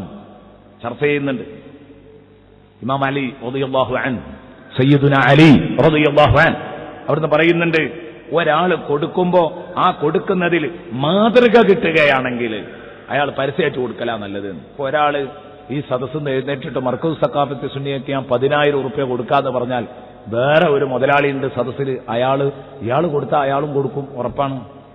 അപ്പൊ ഇയാൾ പരസ്യമായിട്ട് പറഞ്ഞാൽ വേറുള്ളവരെ അത് പറയാൻ കാരണമാവുകയല്ലേ? അതാണ് നമ്മുടെ ഈ വയലിന്റെ മജ്‌ലിസുകളിൽ, നമ്മുടെ സമ്മേളന നഗരികളിൽ ഒക്കെ ബഹുമാനപ്പെട്ട ശൈഖുനെയൊക്കെ ഇങ്ങനെ ചോദിക്കുമ്പോൾ ഒരു മുതലാളി പറഞ്ഞാൽ അതിന്റെ അപ്പുറം വേറൊരു മുതലാളി പറയും. അവിടെ പ്രേരണയുണ്ട്, പ്രചോദനമുണ്ട്. മറ്റേ മുതലാളിക്ക് വെറും ആ ലോകമാന്യം മാത്രമാണ് കൊടുക്കാൻ പ്രേരിപ്പിച്ചതെങ്കിൽ അയാൾക്ക് ആഖിറത്തിലെത്തുമ്പോൾ കൂലിയൊന്നും കിട്ടൂല. ഇപ്പുറത്ത് ഇഖ്ലാസോടുകൂടെ ആദ്യം 10,000 പറഞ്ഞ മുതലാളിക്ക് ആ 10,000ന്റെ കൂലിയും കിട്ടും, അയാൾ പറഞ്ഞിട്ട് കൊടുത്തതിന്റെ കൂലിയും കിട്ടും, ഒക്കെ കിട്ടും. മറ്റേയാൾക്കും ഇഖ്ലാസ് ഉണ്ടെങ്കിൽ അയാൾക്കും കിട്ടും. ആർക്കും നഷ്ടപ്പെടാൻ പോകുന്നില്ല. ഇഖ്ലാസ് ഇല്ലാത്തവരുടേത് ചോദ്യം ചെയ്യപ്പെടും. അല്ലാതെ പരസ്യമായിട്ട് കൊടുക്കാൻ പാടില്ല എന്ന് പറയുന്ന മതമല്ല ഇസ്ലാം. കൊടുക്കണം എന്ന് പറഞ്ഞ മതാണ്. സിർറം വഅലാനിയ, രഹസ്യമായും പരസ്യമായും ദാനധർമ്മങ്ങൾ ഉണ്ടാവണം. മാത്രമല്ല നാട്ടുകാര് നിന്നെ വെറുക്കും. വലാ തജ്അൽ യദക മഗ്ലൂലതൻ ഇലാ ഉനുഖിക വലാ തബ്സുത്ഹാ കുല്ലൽ ബസ്തി ഫതഖഉദ മലൂമൻ മഹ്സൂറാ. ഖുർആൻ പറഞ്ഞതല്ലേ, വലാ തജ്അൽ യദക മഗ്ലൂലതൻ ഇലാ ഉനുഖിക, മുറിഞ്ഞിടത്ത് ഉപ്പു തേക്കാത്ത പിശുക്കനാകരുത്. അതാണ് അതിന്റെ അർത്ഥം. വലാ തജ്അൽ യദക മഗ്ലൂലതൻ ഇലാ ഉനുഖിക, നിന്റെ കൈ നീ നിന്റെ പെരടിയിലേക്ക് പിടിച്ചു കെട്ടരുത്. നേരെ അർത്ഥം അതാണ്, കഴുത്തിലേക്ക് കൈകൾ ബന്ധിപ്പിക്കരുത്. ആ പറഞ്ഞതിന്റെ അർത്ഥം എന്താ? എന്ത് അത്യാഹിതം ഉണ്ടായാലും ശരി, മൂപ്പര് 10 ഉറുപ്യ ഒരാൾക്ക് എടുത്താണ് കൊടുക്കൂല. കൊടുക്കണമെങ്കിൽ കൈ മുന്നോട്ട് നീളൂല. മൂപ്പര് 2 പോക്കറ്റിലുള്ളത് അമർത്തി പിടിക്കും, ഒരാൾക്കും കൊടുക്കൂലാറുണ്ട്. ഈ ശൈലി നിനക്ക് പറ്റൂല കേട്ടോ. ഖുർആൻ പറഞ്ഞു, വലാ തജ്അൽ യദക മഗ്ലൂലതൻ ഇലാ ഉനുഖിക വലാ തബ്സുത്ഹാ കുല്ലൽ ബസ്ത് വലാ തബ്സുത്ഹാ കുല്ലൽ ബസ്ത്, നീ നിന്റെ കൈകളെ 100% നീട്ടാനും പാടില്ല എന്ന് പറഞ്ഞാൽ പോക്കറ്റിലൊക്കെ വാരിയിട്ട് ഇങ്ങനെ കൊടുക്കുന്ന ഒരു ടീമുണ്ട്. മക്കൾക്കുണ്ടോ കുട്ടികൾക്കുണ്ടോ എന്റെ വാർദ്ധക്യകാലത്തേക്കുണ്ടോ എന്നൊന്നും ആലോചിക്കാതെ, മഹാ തെറ്റാണ്. സ്വതക്കയാണെങ്കിലും ശരി പറ്റൂല, നല്ല വഴിയിലാണെങ്കിലും പറ്റൂല. റസൂലുള്ളാഹി സ്വല്ലല്ലാഹു അലൈഹി വസല്ലം തങ്ങളുടെ അടുത്ത് വന്നുകൊണ്ട് ചോദിച്ചില്ലേ, സഅദ് റളിയല്ലാഹു അൻഹു ചോദിച്ചില്ലേ, ഞാൻ കൊടുക്കട്ടെ തങ്ങളെ, എന്റെ കയ്യിലുള്ളതൊക്കെ കൊടുക്കട്ടെ? വേണ്ടാന്ന് മുത്തുനബി പറഞ്ഞില്ലേ? കാരണം നബി തങ്ങൾ പറഞ്ഞതെന്താ? അങ്ങനെ നീ കൊടുത്തു കളഞ്ഞാൽ ബുദ്ധിമുട്ടാണ്. ഞാൻ പകുതി 2 കൊടുക്കട്ടെ എന്ന് ചോദിച്ചു, പറ്റൂല എന്ന് പറഞ്ഞു. പകുതി കൊടുക്കട്ടെ എന്ന് ചോദിച്ചു, പറ്റൂല എന്ന് റസൂലുള്ള പറഞ്ഞു. എന്നാ 1/3 കൊടുത്തോട്ടെ തങ്ങളെ എന്ന് ചോദിച്ചു. അള്ളാഹുവിന്റെ റസൂൽ പറഞ്ഞു, ഞാൻ അതെ, അത് തന്നെ എമ്പാടുമാണ്. സയ്യിദുനാ റസൂൽ അതിന്റെ ശേഷം അതും കൂടെ പറഞ്ഞിട്ടുണ്ട്, ഇന്നഹു കസീർ, അത് തന്നെ എമ്പാടുമാണ്. 1/3 കൊടുത്താൽ മതി എന്ന് പറഞ്ഞു. ഇന്നിപ്പോ ഇവിടെ ഉള്ള പ്രശ്നം ഈ 1/3 ഇളകണില്ല എന്നുള്ളതാ, അല്ലെ? ഓരോരുത്തരും കയ്യിലുള്ളത് അതിന്റെ 1/3 ഇളക്കം തട്ടുന്നില്ല എന്നുള്ളതാ നമ്മുടെ ഇടയിലുള്ള വിഷയം. എന്നാൽ ചുരുക്കം ചിലരുണ്ട്, കപ്പാസിറ്റി നോക്കാതെ ഉള്ളത് മുഴുവനും എടുത്തിട്ട് ചെലവാക്കുന്നവരുണ്ട്. അവരെ നബി തങ്ങൾ വിമർശിച്ചു എന്നല്ല, അദ്ദേഹത്തോട് പറഞ്ഞു, മോനെ നീ വലിയ ഒരു ധനാഢ്യനാണ്, വലിയൊരു മുതലാളിയാണ്. നിന്റെ മക്കള് ആ മുതലിലും സൗകര്യത്തിലും ജീവിച്ച് പഠിച്ചവരാണ്. ആ മക്കള് നാളെ ഒന്നുമില്ലാത്തവരായി പോകരുത്. വറസതക അഗ്നിയാ ഖൈറുൽ ലക മിൻ അൻ തദറഹും. നബി സല്ലല്ലാഹു അലൈഹി വസല്ലമ തങ്ങളോട് പറയാൻ, അന്തദറ വറസതക അഗ്നിയ, നിന്റെ അനന്തരാവകാശികളെ നീ മുതലാളിമാരായി നിന്റെ പിറകിൽ ഉപേക്ഷിച്ചിട്ട് പോകൽ എന്ന് പറഞ്ഞാൽ അവർക്കൊക്കെ അത്യാവശ്യം എല്ലാവർക്കും കൊത്തി ഓഹരി ചെയ്യാനുള്ളത് വേണം നിന്റെ സമ്പത്തിൽ, എല്ലാവർക്കും ഓഹരി വെക്കാനുള്ള, എന്നിട്ട് ഒത്തില്ല എന്നുള്ള നിലക്ക് ഇങ്ങനെ കഷ്ടിച്ച് ജീവിച്ചാലൊന്നും പോരാ, മുതലാളിയുടെ മക്കള് സന്തോഷത്തോടെ ജീവിക്കട്ടെ. നബി തങ്ങളുടെ പ്രയോഗം അങ്ങനെയാണ്. നബി സല്ലല്ലാഹു അലൈഹി വസല്ലമ തങ്ങൾ പറഞ്ഞു, നീ നിന്റെ അന്തദറ വറസതക, നിന്റെ അനന്തരാവകാശികളെ നീ ഉപേക്ഷിച്ചിടൽ, നിന്റെ പിറകിൽ നിന്റെ അനന്തരാവകാശികളെ നീ വെച്ചേച്ചു പോകൽ. അവർക്ക് അല്പ സ്വത്ത് കൊടുക്കാന്നല്ല പറഞ്ഞത്, അഗ്നിയ ഒക്കെ മുതലാളിമാരായിട്ട് തന്നെ ഉപേക്ഷിച്ചിട്ട് പോകൽ ഖൈറുല്ലക, അതാ നിനക്ക് നല്ലത്. മിൻ അന്തദറഹും ആലതൻ യതകഫഫൂന അന്നാസ്, ജനങ്ങളോട് കയ്യും നീട്ടി നടക്കുന്ന, പിച്ചത്തട്ടിയെടുത്ത് നടക്കുന്ന യാചകരാക്കി മാറ്റുന്നതിനേക്കാൾ നല്ലത് അതല്ലേ എന്ന് സയ്യിദുനാ റസൂലുള്ളാഹി ചോദിച്ചു. അതാണ് വലാ തബ്സുത്ഹാ കുല്ലൽ ബത്ത്, കപ്പാസിറ്റി നോക്കാതെ കൊടുക്കും ചെയ്യരുത്, ദൂർത്തടിക്കാനും പാടില്ല, പിശുക്ക് കാണിക്കാനും പാടില്ല. ഈ രണ്ട് സന്ദേശം പറഞ്ഞിട്ട് അല്ലാഹ് പറയാൻ, ഫത്തഖുദ മലൂമം മഹ്സൂറ, അങ്ങനെ നീ ചെയ്താൽ നീ ആക്ഷേപാർഹനും നീ ഖേദിക്കുന്നവനുമായിരിക്കേണ്ടി വരും. ആദ്യം പറഞ്ഞത് ഫതഖുദ മലൂമൻ എന്ന് പറഞ്ഞത് ആദ്യം പറഞ്ഞതിനാ. വലാ തജഅൽ യദക മഗ്ലൂലതൻ ഇലാ ഉനുഖിക്, ഒന്നും കൊടുക്കാതെ അത് രഹസ്യമായിട്ട് കൊടുത്തിട്ട് ആൾക്കാർ അറിയില്ല, പരസ്യമായിട്ടും കൊടുക്കണം എന്ന് പറഞ്ഞാൽ അതിനാ. അപ്പൊ എന്ത് ചെയ്യും, ആൾക്കാരൊക്കെ ഇങ്ങനെ പറയും മലൂമൻ, നിന്നെ ആക്ഷേപിച്ചുകൊണ്ടിരിക്കും. ഇവിടെ രാജാരുണ്ട് ഉള്ള ദുന്യാവൊക്കെ പടച്ചോൻ കൊടുക്കണെന്ന് മുറിഞ്ഞൊരു തുപ്പേ കുല കാക്കാന്ന് പറയുന്നു. ഇത് ആൾക്കാരോടൊക്കെ പറയിപ്പിക്കണ്ട നീ, അതിന് നീ നിൽക്കല്ലേ. ഫതഖുദ മലൂമ, ഉള്ളത് മുഴുവൻ വാരിക്കോരി കൊടുത്താലോ മഹ്സൂറ, നീ ഖേദിക്കേണ്ടി വരും. വാർദ്ധക്യ സമയത്ത് വലിയ രോഗങ്ങൾ വന്നു, അപ്പൊ ചികിത്സക്ക് നീ വീട് പള്ളി ഓരോ പള്ളികളിലും മഹല്ലാന്തരം പോയിട്ട് ഓരോ പള്ളികളും കയറിയിറങ്ങിയിട്ട് പിരിവടത്ത് ആര്, നല്ലൊരു മുതലാളി, ആദ്യകാലത്ത് നല്ല ഉണ്ടായിരുന്നു, പക്ഷെ നോക്കാതെ അങ്ങ് കൊടുത്തു. വാർദ്ധക്യകാലത്തേക്ക് എന്ത് എടുത്തു വെച്ചോ, മക്കൾക്ക് വല്ലതും സിസ്റ്റം വെച്ചോ, അതൊന്നും നോക്കിയില്ല. ഈ ഒരവസ്ഥ നിനക്ക് വരരുത്. അന്ന് മഹ്സൂറ, നീ ഖേദിക്കും, പടച്ചോനെ അന്ന് ഞാൻ ഒന്ന് പിടിച്ച് ചെലവാക്കിയിരുന്നെങ്കിൽ ഇന്ന് ഞാൻ ഇരക്കാൻ നടക്കേണ്ടിയില്ലായിരുന്നല്ലോ എന്ന് തോന്നും. എന്താണ് ഖുർആൻ? ഖുർആൻ നോക്ക് നിങ്ങൾ, എത്ര മനഃശാസ്ത്രപരമായിട്ടാ പെരുമാറുന്നത് അല്ലേ? നമുക്ക് ശരിക്കും ബോധ്യപ്പെടുന്നില്ലേ പ്രിയപ്പെട്ട സുഹൃത്തുക്കളെ ഈ പറഞ്ഞത്? അപ്പൊ അതുകൊണ്ട് കൂട്ടത്തിലൊന്ന് ഉണർത്തിയെന്ന് മാത്രം. അല്ലാഹ് പറയാണ്, ഖുർആൻ ഓതുന്നവർ, നിസ്കരിക്കുന്നവർ, സദഖയും സക്കാത്തും കൊടുക്കുന്നവർ തീർച്ചയാണ് യർജൂന തിജാറതൻ ലൻ തബൂർ, യർജൂന തിജാറതൻ ലൻ തബൂർ, അവരൊരിക്കലും നഷ്ടത്തിൽ കലാശിക്കാത്ത കച്ചവടമാണ് അവർ പ്രതീക്ഷിച്ചുകൊള്ളുന്നത്. യർജൂന തിജാറതൻ ലൻ തബൂർ, ഏതാ ഈ നഷ്ടത്തിൽ കലാശിക്കാത്ത കച്ചവടം? നഷ്ടത്തിൽ കലാശിക്കാത്ത കച്ചവടം ഏതാ? ജീവിതമാകുന്ന കച്ചവടം. ജീവിതം സത്യത്തിൽ ഒരു കച്ചവടമാണ്. ഇത് നഷ്ടത്തിലോ ലാഭത്തിലോ കലാശിക്കുക എന്നുള്ളത് നാളെ ആഖിറത്തിലേ തിരിച്ചറിയൂ. ആഖിറത്തിനെ അറിയുള്ളൂ നമ്മളെ ജീവിതമൊക്കെ നഷ്ടക്കച്ചവടോ ലാഭക്കച്ചവടോ. അള്ളാഹു ലാഭക്കച്ചവടമാക്കി തരട്ടെ.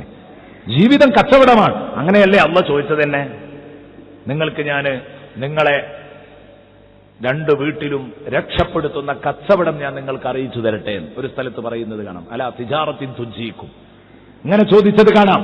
ഞാൻ പറഞ്ഞു വരുന്നത്, ജീവിതം ഒരു കച്ചവടമാണ്. ഈ കച്ചവടത്തിന്റെ ലാഭനഷ്ടങ്ങളുടെ വിവരം പുറത്തു വരുന്നത് നാളെ ആഖിറത്തിൽ ചെല്ലുമ്പോഴാണ്. അതുകൊണ്ടാണ് ആഖിറത്തിന്റെ പരലോകനാളിന് ഒരുപാട് പേരുകളുണ്ട്. ആഖിറത്തിനൊരുപാട് പേരുകളുണ്ട്, പരലോകത്തിനൊരുപാട് പേരുകളുണ്ട്. യൗമുദ്ദീൻ, പ്രതിഫല നാൾ, അതിൽ ആ കൂട്ടത്തിൽപ്പെട്ട ഒന്നാണ് അൽ ഹാഖ, അൽ ഖാരിയ, അൽ വാഖിയ, ഇങ്ങനെ തുടങ്ങിയിട്ട് അത്താമ്മ കുറെ പേരുകൾ പരലോകത്തെ വിളിക്കുമ്പോൾ ആ കൂട്ടത്തിലൊരു പേരാണ് യൗമുത് തഗാബുൻ. സൂറത്തു തഗാബുൻ അധ്യായത്തിന്റെ പേര് തന്നെ ആ വാക്കുകൊണ്ടാണ് ഇട്ടിരിക്കുന്നത്.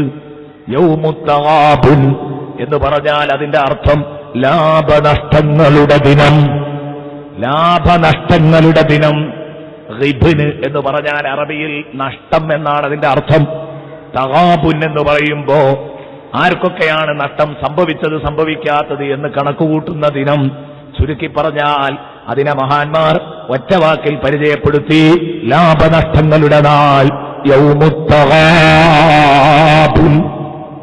എന്റെ പ്രിയപ്പെട്ട സഹോദരങ്ങളെ, ഞാൻ നിങ്ങളോട് ചോദിക്കട്ടെ, ഈ തഗാബുനിന്റെ നാളിൽ നമ്മളെ ജീവിത കച്ചവടം പരാജയമാണെങ്കിൽ, നഷ്ടത്തിലാണെങ്കിൽ എല്ലാം പോയി. പ്രിയപ്പെട്ട മുഅ്മിനീങ്ങളെ, ചുരുട്ടിപ്പിടിച്ച് നരകത്തിലേക്ക് നമ്മളെ എറിയപ്പെടും. നമുക്ക് സ്വർഗത്തിൽ പോകണ്ടേ? പ്രിയപ്പെട്ട മുഅ്മിനീങ്ങളെ, അവസാനത്തെ 10 നരകമോചനത്തിന്റെ 10 ഈ നരകമോചനത്തിന്റെ 10 നമ്മളൊന്ന് വേണ്ടിയിട്ട് പടച്ചവനോട് ദുആ ചെയ്തിട്ട് നമുക്ക് നരകത്തിൽ നിന്ന് മോചനം നേടണ്ടേ? സ്വർഗപ്രവേശം ഉറപ്പാക്കണ്ടേ?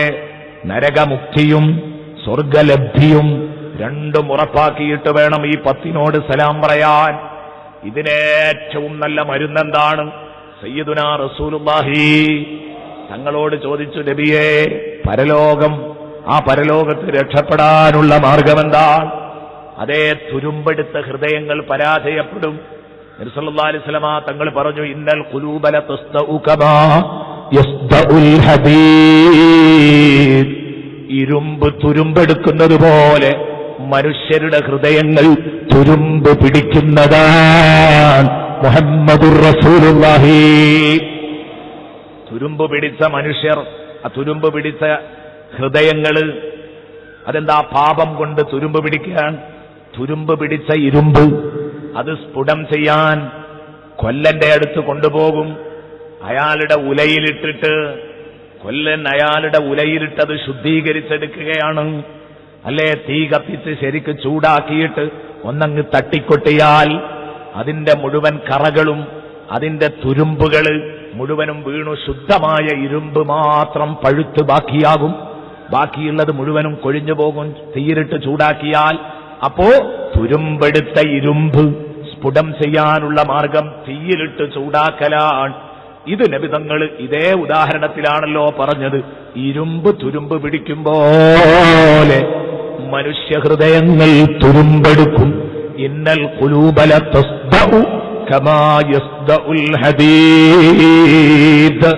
അപ്പോൾ സ്വഹാബത്ത് പറയാണ്, നബിയെ, ഇരുമ്പ് തുരുമ്പെടുത്താൽ എന്ത് ചെയ്യണമെന്ന് ഞങ്ങൾക്കറിയാം. അത് കൊല്ലന്റെ അടുത്ത് കൊണ്ടുപോയി നല്ലോണം ചുട്ട് ചൂടാക്കി അത് തട്ടിക്കൊഴിച്ചാൽ അതിന്റെ തുരുമ്പുകളൊക്കെ പോകും. ഞങ്ങളെ ഹൃദയം പാപങ്ങളെ കൊണ്ട് കറ പിടിച്ചാൽ, തുരുമ്പ് കെട്ടിയാൽ, വമാ ജലാഉഹാ യാ റസൂലല്ലാഹ്, ആ തുരുമ്പ് കെട്ടിയ ഹൃദയങ്ങളെ സ്ഫുടം ചെയ്യാനുള്ള മാർഗമെന്താ തങ്ങളെ? ഇരുമ്പ് തുരുമ്പ് പിടിക്കും പോലെ പിടിക്കുന്ന നബി പറഞ്ഞത്, ഇരുമ്പ് തുരുമ്പ് കെട്ടിയാൽ എന്ത് ചെയ്യണമെന്ന് ഞങ്ങൾക്കറിയാം, അത് ഒഴിവാക്കാൻ. എന്നാൽ ഹൃദയം തുരുമ്പെടുത്താൽ അത് സ്ഫുടം ചെയ്യാനുള്ള മാർഗം എന്താ? അത് കൊല്ലന്റെ ഒലോക്കിൽ കൊണ്ടുപോയി നേരെയാക്കാൻ പറ്റില്ലല്ലോ. എന്താ ചെയ്യേണ്ടത്? അവിടെയാണ് മുഹമ്മദുർ റസൂലുള്ളാഹി തങ്ങൾ പറയുന്നത്. അതിനുള്ള മാർഗം പറഞ്ഞു തരാം. ദിക്റുൽ മൗതി വതിലാവത്തുൽ ഖുർആൻ. റസൂലുള്ള പറയുന്നു, മരണത്തെ ഓർക്കുക, ഖുർആൻ ഓതുക. മരണത്തെ ഓർക്കുകയും ഖുർആൻ ഓതുകയും ചെയ്താൽ നിങ്ങളെ ഹൃദയത്തിന്റെ തുരുമ്പ് അസ്തമിക്കും, അത് സ്ഫുടം ചെയ്യപ്പെട്ട് വൃത്തിയാകും എന്ന് സയ്യിദുനാ റസൂലുള്ളാഹി. എന്റെ പ്രിയപ്പെട്ട സഹോദരങ്ങളെ, ഖുർആൻ ഓതാതെ എങ്ങനെയാ മാറി നിൽക്കുക? ഞാൻ പറയുന്നു, തീർച്ചയാണ് ഖുർആൻ ഓതുന്ന പണി തന്നെ നമുക്കില്ല. ഞാൻ നേരത്തെ പറഞ്ഞല്ലോ, ഉണ്ടോ ഇല്ലേ എന്ന് നിങ്ങൾ ഓരോരുത്തരും ഒന്ന് വിലയിരുത്തി നോക്ക്. എന്നും ഖുർആൻ ഓതുന്ന സഹോദരന്മാരും സഹോദരിമാരും ഈ സദസ്സിൽ എത്ര പേരുണ്ടാകും? ഞാൻ തീർത്ത് പറയുന്നു, 10% പോലും ഉണ്ടാവൂല. ഓ, എന്താ നിങ്ങൾ ഇത്ര ധൈര്യമായിട്ട് പറയുന്നത്? ഞാൻ പറയുന്നു, 99% ആളുകളും നിസ്കരിക്കുന്നവരും നോമ്പ് ഒക്കെ ആയിരിക്കും. പക്ഷെ ഖുർആൻ ഓതുന്നവർ 10% പോലും വരൂല. നമ്മുടെ നാടിന്റെ മിടിപ്പ് മനസ്സിലാക്കിയിട്ട്, മനുഷ്യരുടെ അവസ്ഥ മനസ്സിലാക്കിയിട്ട് പറയാണ്, ഓതുക, ഖുർആൻ ഓതുക എന്ന സ്വഭാവം മനുഷ്യനിൽ നിന്ന് എടുത്തുപോയിരിക്കുകയാണ്. ഇങ്ങനെ ഖുർആനോത്തുകൾ മരിച്ചുപോയ കാലഘട്ടത്തിലാണ് മർക്കസു സഖാഫത്തി സുന്നിയ, ബഹുമാനപ്പെട്ട ശൈഖുനയുടെ തലയിൽ നിന്നുദിക്കുന്ന ഒരുപാട് നല്ല ആശയങ്ങളിൽ മഹാനവറുകൾക്ക് എന്നും സന്തോഷിക്കാൻ അവസരമുള്ള ഒരാശയമാണ് ദൗറത്തുൽ ഖുർആൻ. 4 മാസം കൂടുമ്പോൾ ആയിരക്കണക്കിന് ജനങ്ങളെ കൊണ്ട് ഖത്മ് തീർപ്പിക്കുന്നു. അല്ലെ? ആയിരക്കണക്കിന് ആളുകൾ, 1000-ലേറെ ആളുകൾ സ്ഥിരം മെമ്പേഴ്സ് ഉണ്ടാവും. അല്ലേ? 2000-ഓളം സ്ഥിരം മെമ്പേഴ്സ് ഉണ്ട്. 4 മാസം കൂടുമ്പോൾ ഒരു ഖത്മോദി തീർക്കുക, എന്നിട്ട് ഇവിടുന്ന് ദുആ ചെയ്യുക. നോക്ക് നിങ്ങൾ, ഇതിന് സബബാവുകയാണല്ലോ മർക്കസ് സഖാഫത്തി സുന്നിയ. ഇതിന് കാരണാവുമല്ലേ ഈ ഖുർആൻ ഓദിക്കാൻ? അത് ഏത് കാലഘട്ടത്തിലും ഖുർആൻ ഓതാത കാലഘട്ടം. എന്താ ഈ ഖുർആൻ ഇങ്ങനെ അസ്തമിച്ചു പോകാൻ കാരണം? ഖുർആനോത്ത് ബഹുമാനപ്പെട്ട അബ്ദുല്ലാഹി ഇബ്നു മസ്ഊദ് റളിയല്ലാഹു അൻഹു നേരത്തെ പറഞ്ഞപ്പോൾ ഒരു ഉഷാറുണ്ടായി, പിന്നെയും പോയില്ലേ. അങ്ങനെയാണ് നോമ്പ്, ഇങ്ങനെ ഉച്ച സമയല്ലേ, ഒന്നും കൂടെ ഉഷാറാവണം. അബ്ദുല്ലാഹി ഇബ്നു മസ്ഊദ് റളിയല്ലാഹു അൻഹു, ആ അബ്ദുല്ലാഹി ഇബ്നു മസ്ഊദ് റളിയല്ലാഹു അൻഹു തങ്ങളോട് ഒരിക്കൽ ചോദിച്ചു, വമിനൻ നാസി മൻ യശ്തരി ലഹുവൽ ഹദീസ് ലിയുദില്ല അൻ സബീലില്ലാ. മനുഷ്യന്മാരുടെ കൂട്ടത്തിൽ അശ്ലീലോപകരണങ്ങൾ കാശ് കൊടുത്തു വാങ്ങുന്നവരുണ്ട്. ലിയുദില്ല അൻ സബീലില്ലാ, അള്ളാഹുവിന്റെ മാർഗത്തെ തൊട്ട് അത് വഴി തടയാൻ എന്നൊരായത്തുണ്ട് സൂറത്തുൽ ലുഖ്മാനിൽ. സൂറത്തുൽ ലുഖ്മാന്റെ 6 or 7 ആയത്തായിരിക്കും. അപ്പോ അവിടെ ജനങ്ങൾ അശ്ലീലോപകരണങ്ങൾ വീട്ടിൽ വാങ്ങി വെച്ചാൽ നല്ല വഴിക്ക് അത് മുടക്കാകും. അതാണ് അതിന്റെ ആശയം. ലിയുദില്ല അൻ സബീലില്ലാ. മഹാനവറുകളോട് ചോദിച്ചു, ഏതായി നല്ല വഴിയും? മഹാനവറുകൾ പറഞ്ഞു, യഅനി തിലാവത്തുൽ ഖുർആൻ. ഉണ്ടോ? നമ്മളെ വീട്ടിലെ ഈ അശ്ലീലോപകരണങ്ങൾ വന്നപ്പോഴാണ് ഇത് നിന്നുപോയത്. ഇതിന്റെ കാരണം എന്താന്ന് ഇങ്ങനെ തേടി അന്വേഷിച്ച് നടക്കണ്ട. നമ്മളെ പൊരയിലെ ഖുർആനോത്ത് പഴയ കാലത്ത് ഈ ഇരിക്കുന്ന നിങ്ങളൊക്കെ, ഞാൻ പ്രായമുള്ളവരോടാ പറയുന്നത്, കുട്ടികളോടല്ല, ഈ ഇരിക്കുന്ന പ്രായമുള്ള ആളുകളോട് ഞാൻ ചോദിക്കട്ടെ, നിങ്ങളെയൊക്കെ ചെറുപ്പകാലത്ത് നിങ്ങളെ നാട്ടിലൂടെ ഇശാ മഗ്‌രിബിന്റെ ഇടയിൽ ഒരു മുസ്ലിം ബെൽറ്റിലൂടെ ഇങ്ങനെ ഇറങ്ങി നടക്കുകയാണെങ്കിൽ എല്ലാ വീട്ടിൽ നിന്നും പതിഞ്ഞ സ്വരത്തിൽ ഉമ്മമാരുടെ പെങ്ങന്മാരുടെ ഖുർആൻ പാരായണം കേട്ടിരുന്നില്ലേ? ഇന്ന് കേൾക്കുവോ? ഇന്ന് ഏത് പൊരന്റെ മുറ്റത്ത് പോയാലും കേൾക്കുന്ന ഈ കാതടപ്പിക്കുന്ന ശബ്ദം ടെലിവിഷനിൽ നിന്ന്.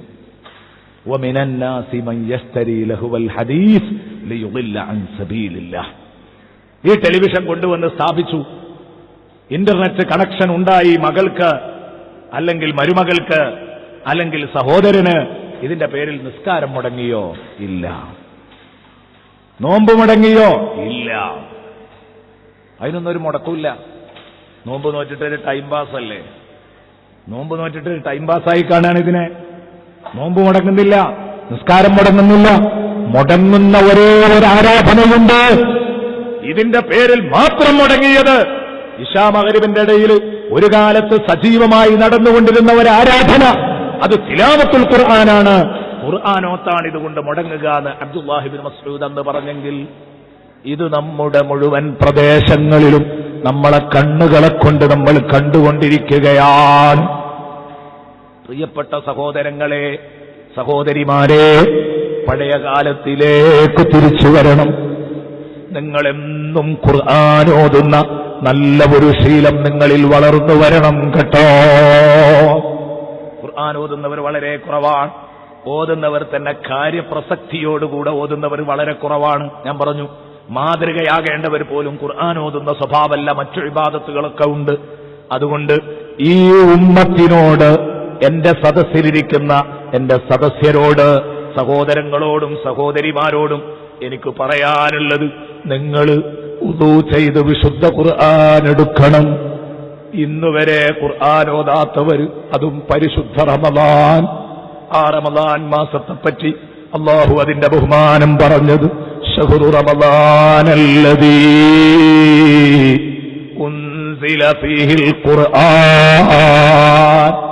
അല്ലാഹ് റമദാനിന്റെ മഹത്വം പറഞ്ഞു തുടങ്ങുന്നത് തന്നെ നോമ്പ് നോൽക്കണം റമദാനിൽ നിന്നൊക്കെ അത് കഴിഞ്ഞിട്ടാ പറയുന്നത്. ഫമൻ ശഹിദ മിൻകുമുശ് ശഹ്റ ഫൽയസും, അതൊക്കെ പിന്നെയാ. അതിന്റെ മുമ്പ് അല്ലാഹ് പറഞ്ഞത് ഉൻസില ഫീഹിൽ ഖുർആൻ, ഇത് ഖുർആൻ ഇറക്കപ്പെട്ട മാസമാണ് കേട്ടോ. ഖുർആന്റെ മാസമാണ് റമദാൻ. അതുകൊണ്ടാണ് ദിനം പ്രതി ഒരു ഖത്ത് മോദിയിരുന്ന, നമുക്കത് പറയാൻ അവകാശമുണ്ടോ? കേൾക്കാൻ അവകാശമുണ്ടോ? ആ ഇമാമിന്റെ ആളുകളാണെന്ന് പറഞ്ഞ് നമ്മൾ ഞെളിഞ്ഞു നടക്കുകയല്ലേ? ഇമാം ഷാഫിഈ റളിയല്ലാഹു അൻഹു ദിനം പ്രതി ഓരോ ഖത്ത് മോദിയിരുന്നു. ആ ഷാഫി ഇമാം റമദാൻ വന്നാൽ ദിവസവും 2 ഖത്ത് മോദിയിരുന്നു. കാരണം റമദാന്റെ മാസത്തിലൊരു മാറ്റം വേണം, ഖുർആന്റെ മാസത്തിലൊരു മാറ്റം വേണം. റമദാന്റെ അല്ല, ഖുർആന്റെ മാസത്തിൽ റമദാനിൽ എനിക്കൊരു മാറ്റം വേണം. ഖുർആനുമായുള്ള ബന്ധത്തിന് അത് ഇരട്ടിയാവണം. എന്നിട്ട് 2 ഖത്മുകൾ തീർത്തിരുന്നു. അത് കറാമത്തിന്റെ ഓത്ത അല്ലേ? നമുക്ക് ചർച്ച ചെയ്യാൻ പോലും അവകാശമില്ല മൂമിനെ. പറയാം ബറക്കത്തിന് വേണ്ടി, അല്ല നമുക്ക് കഴിയുന്ന കാര്യമാണ്.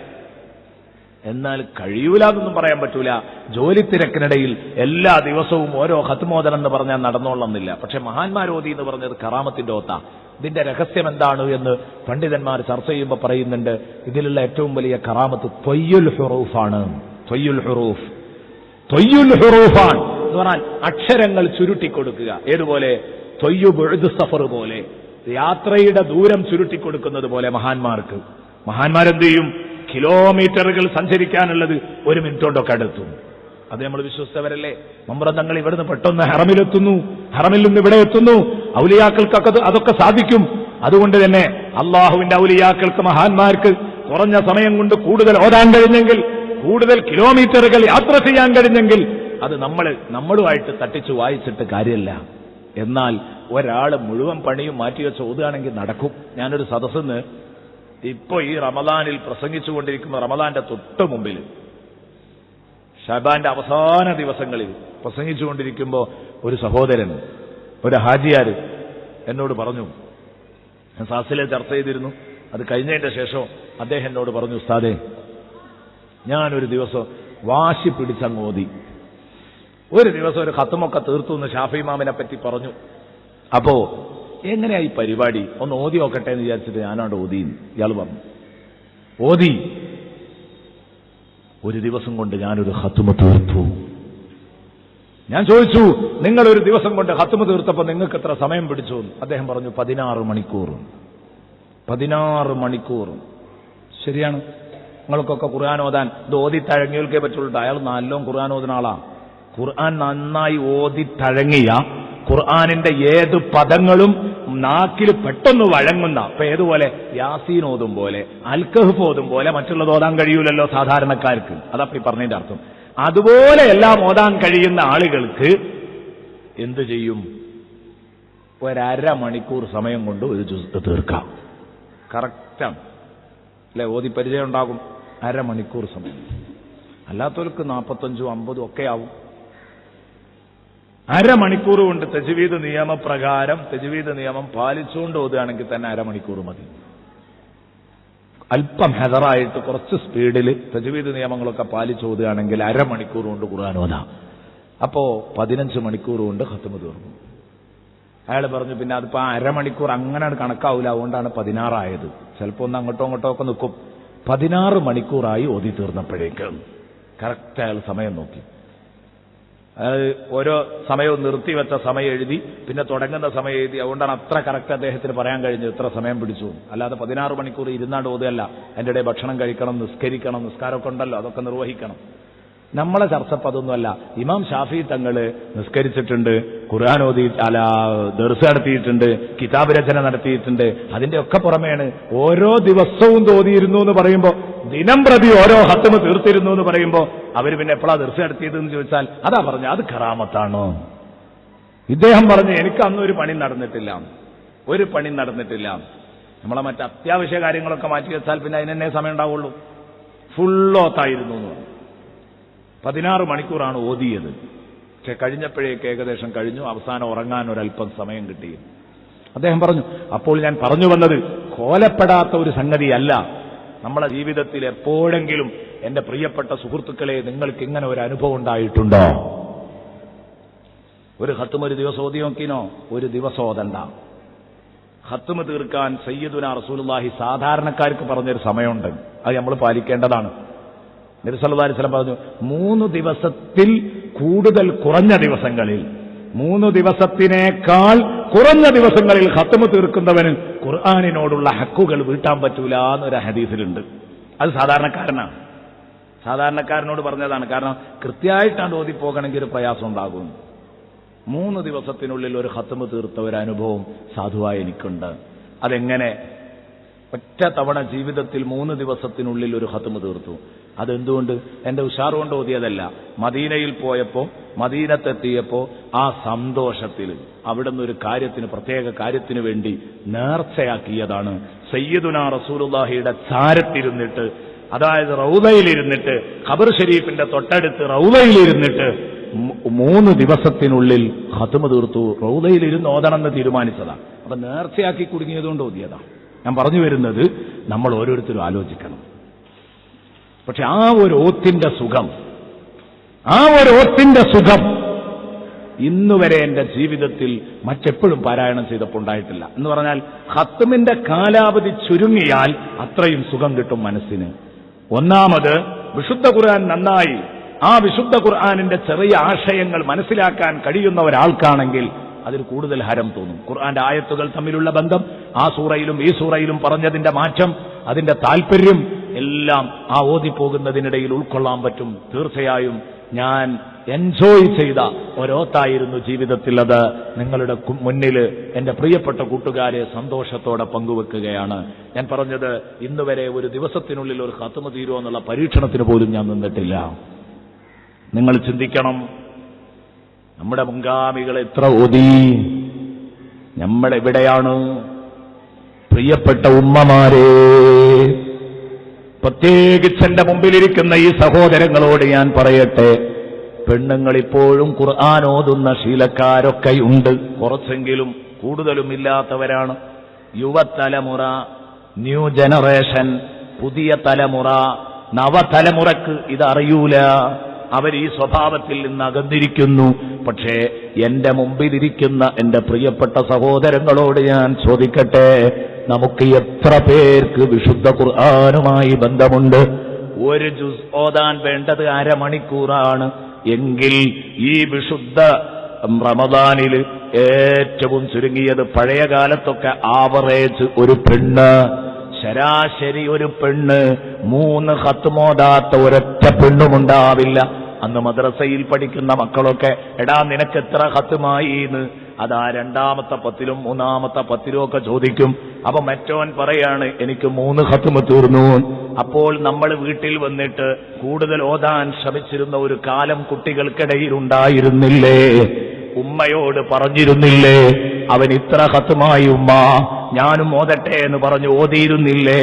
ഞാൻ പ്രായമുള്ളവരോട് ചോദിക്കുന്നു, നിങ്ങളൊന്ന് പിന്നോട്ടാലോചിച്ചു നോക്ക, നിങ്ങളെ ജീവിതത്തിലേക്കൊന്ന് പിന്നോട്ടാലോചിച്ചു നോക്ക്.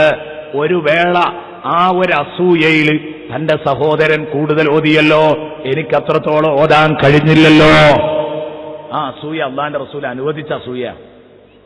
റസൂലുള്ള 2 വിഷയത്തിലാ അസൂയ അനുവദിച്ചത്. ഒന്ന്, 24 മണിക്കൂറും ഖുർആൻ ഓതുന്ന ഒരു മനുഷ്യനെ കാണുമ്പോൾ അതുപോലെ ആവണം, ഇൽമുമായി ബന്ധപ്പെടുന്ന ഒരു മനുഷ്യനെ കാണുമ്പോൾ അതുപോലെ ആവണം, സ്വതക്ക ചെയ്യുന്ന ഒരു മനുഷ്യനെ കാണുമ്പോൾ അതുപോലെ ആവണം.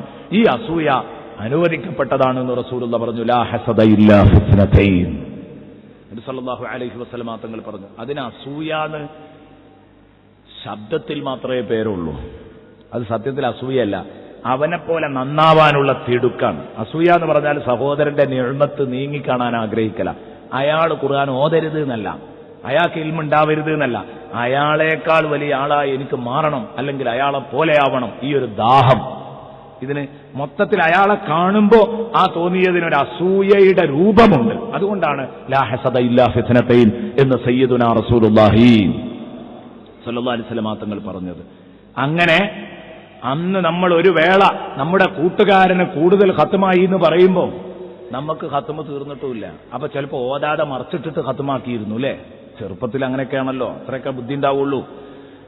ഞാൻ പറയുന്നത് ആ ഖുർആനോത്തിനോടുള്ള താല്പര്യമായിരുന്നു. അത് ഖുർആൻ ഓതി എന്ന് പറയുന്നതിനോടുള്ള താല്പര്യമായിരുന്നു.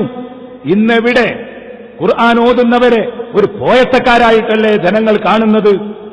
ഈ ഒരവസ്ഥ അസ്തമിക്കണം, ഖുർആനിലേക്ക് തിരിച്ചു വരണം. ഒരു ജുസ് ഖുർആൻ ഓതാത്ത ഒരൊറ്റ ദിവസം ഉണ്ടാവരുത്. പറഞ്ഞാൽ ഫലം ഉണ്ടാകും. ഇന്നത്തെ ഈ വിഷയം ഇത് തെരഞ്ഞെടുത്തതിൽ ഞാൻ ഏറെ സന്തോഷിക്കുന്നു. ഇവിടുത്തെ പ്രവർത്തകർ ഖുർആൻ പാരായണം എന്നുള്ള വിഷയം പറയണമെന്ന് പറഞ്ഞു. ഞാൻ വളരെ സന്തോഷിക്കുകയാണ് ഈ കാര്യത്തിൽ.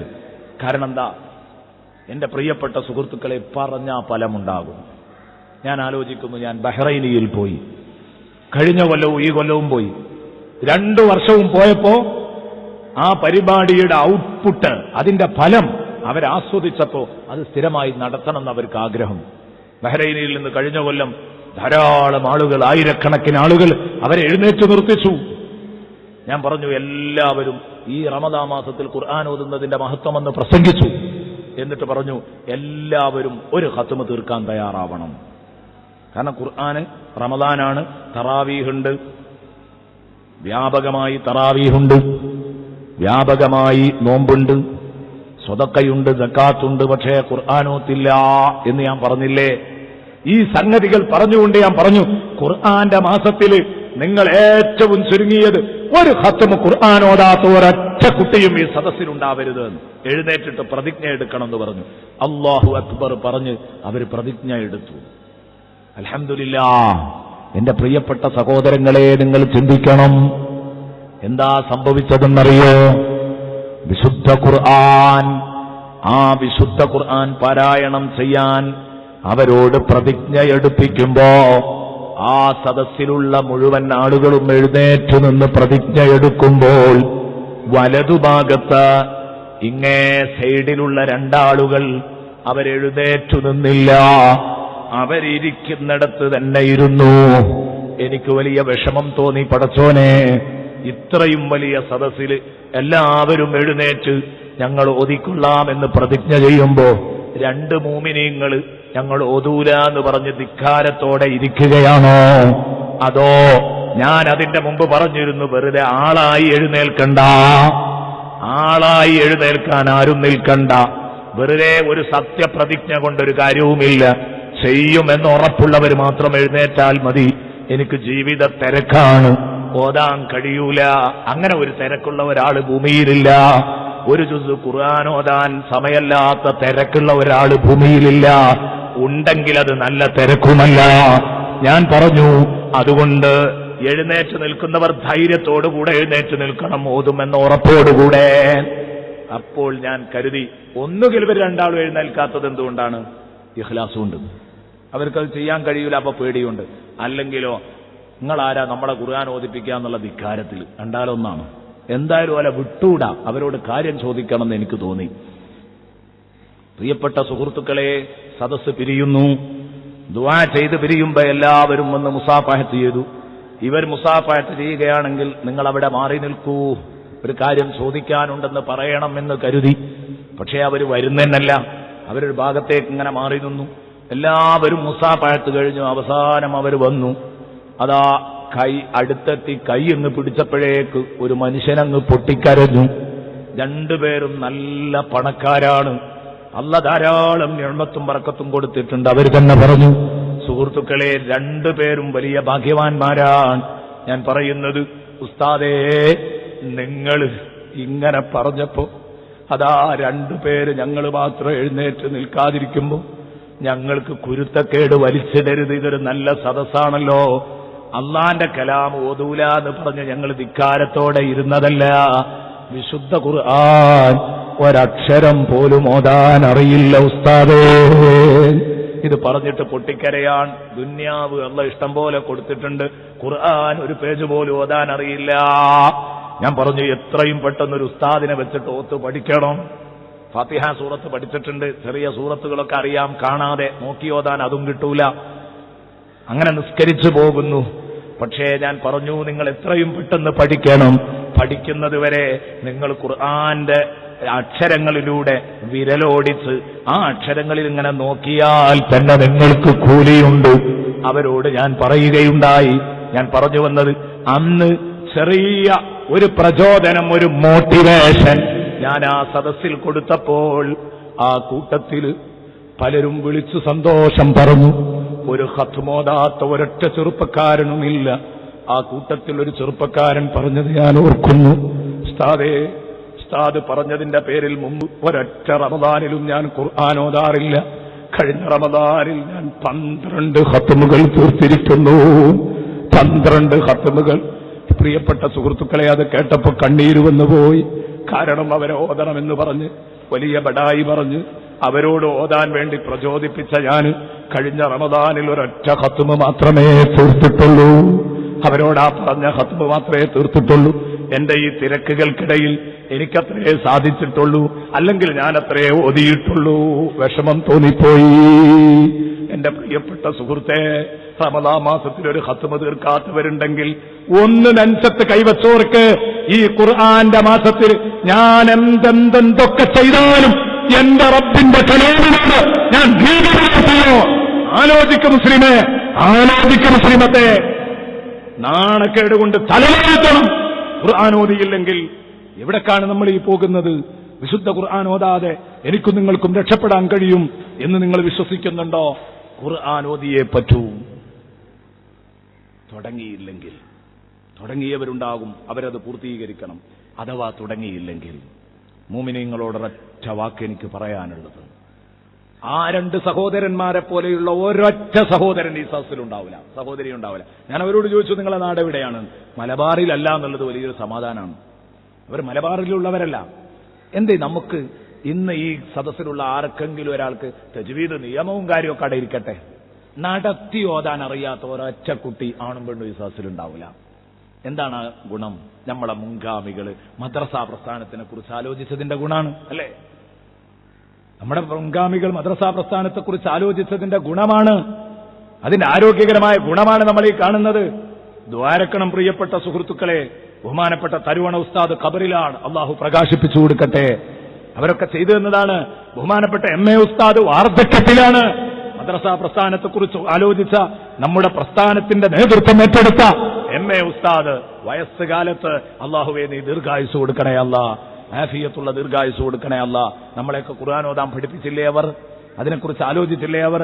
ഈ ഓതാൻ അറിയുന്ന നമുക്ക് ഒന്നെടുത്ത് ഓതല്ലേ വേണ്ടതുള്ളൂ. അതിന് പറ്റൂലേ? എന്തിനാ നമ്മൾ മാപ്പിളയാന്നും പറഞ്ഞ് നടക്കുന്നത്?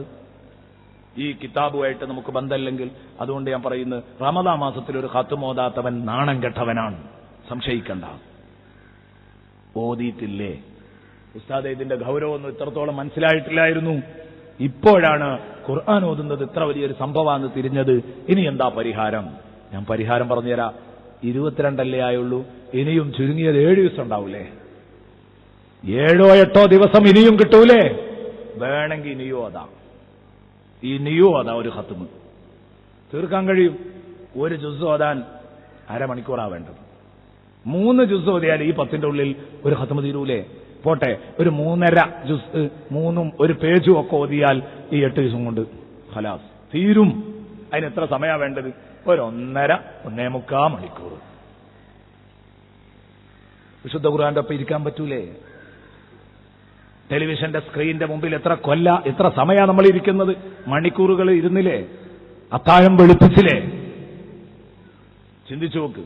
എവിടെയോ നടക്കുന്ന കളിക്ക് വേണ്ടി ഭ്രാന്ത് പിടിച്ച് നമ്മുടെ ചെറുപ്പക്കാർ അത്താഴം വെളുപ്പിച്ചില്ലേ? ഞാൻ ചോദിക്കട്ടെ, വിശുദ്ധ ഖുർആനോടൊപ്പം 1/2 മണിക്കൂർ ഇരിക്കാനല്ലേ നമുക്ക് സമയമല്ലാത്തതുള്ളൂ? വിശുദ്ധ ഖുർആൻ ഓതാനല്ലേ നമുക്ക് സമയമല്ലാത്തതുള്ളൂ?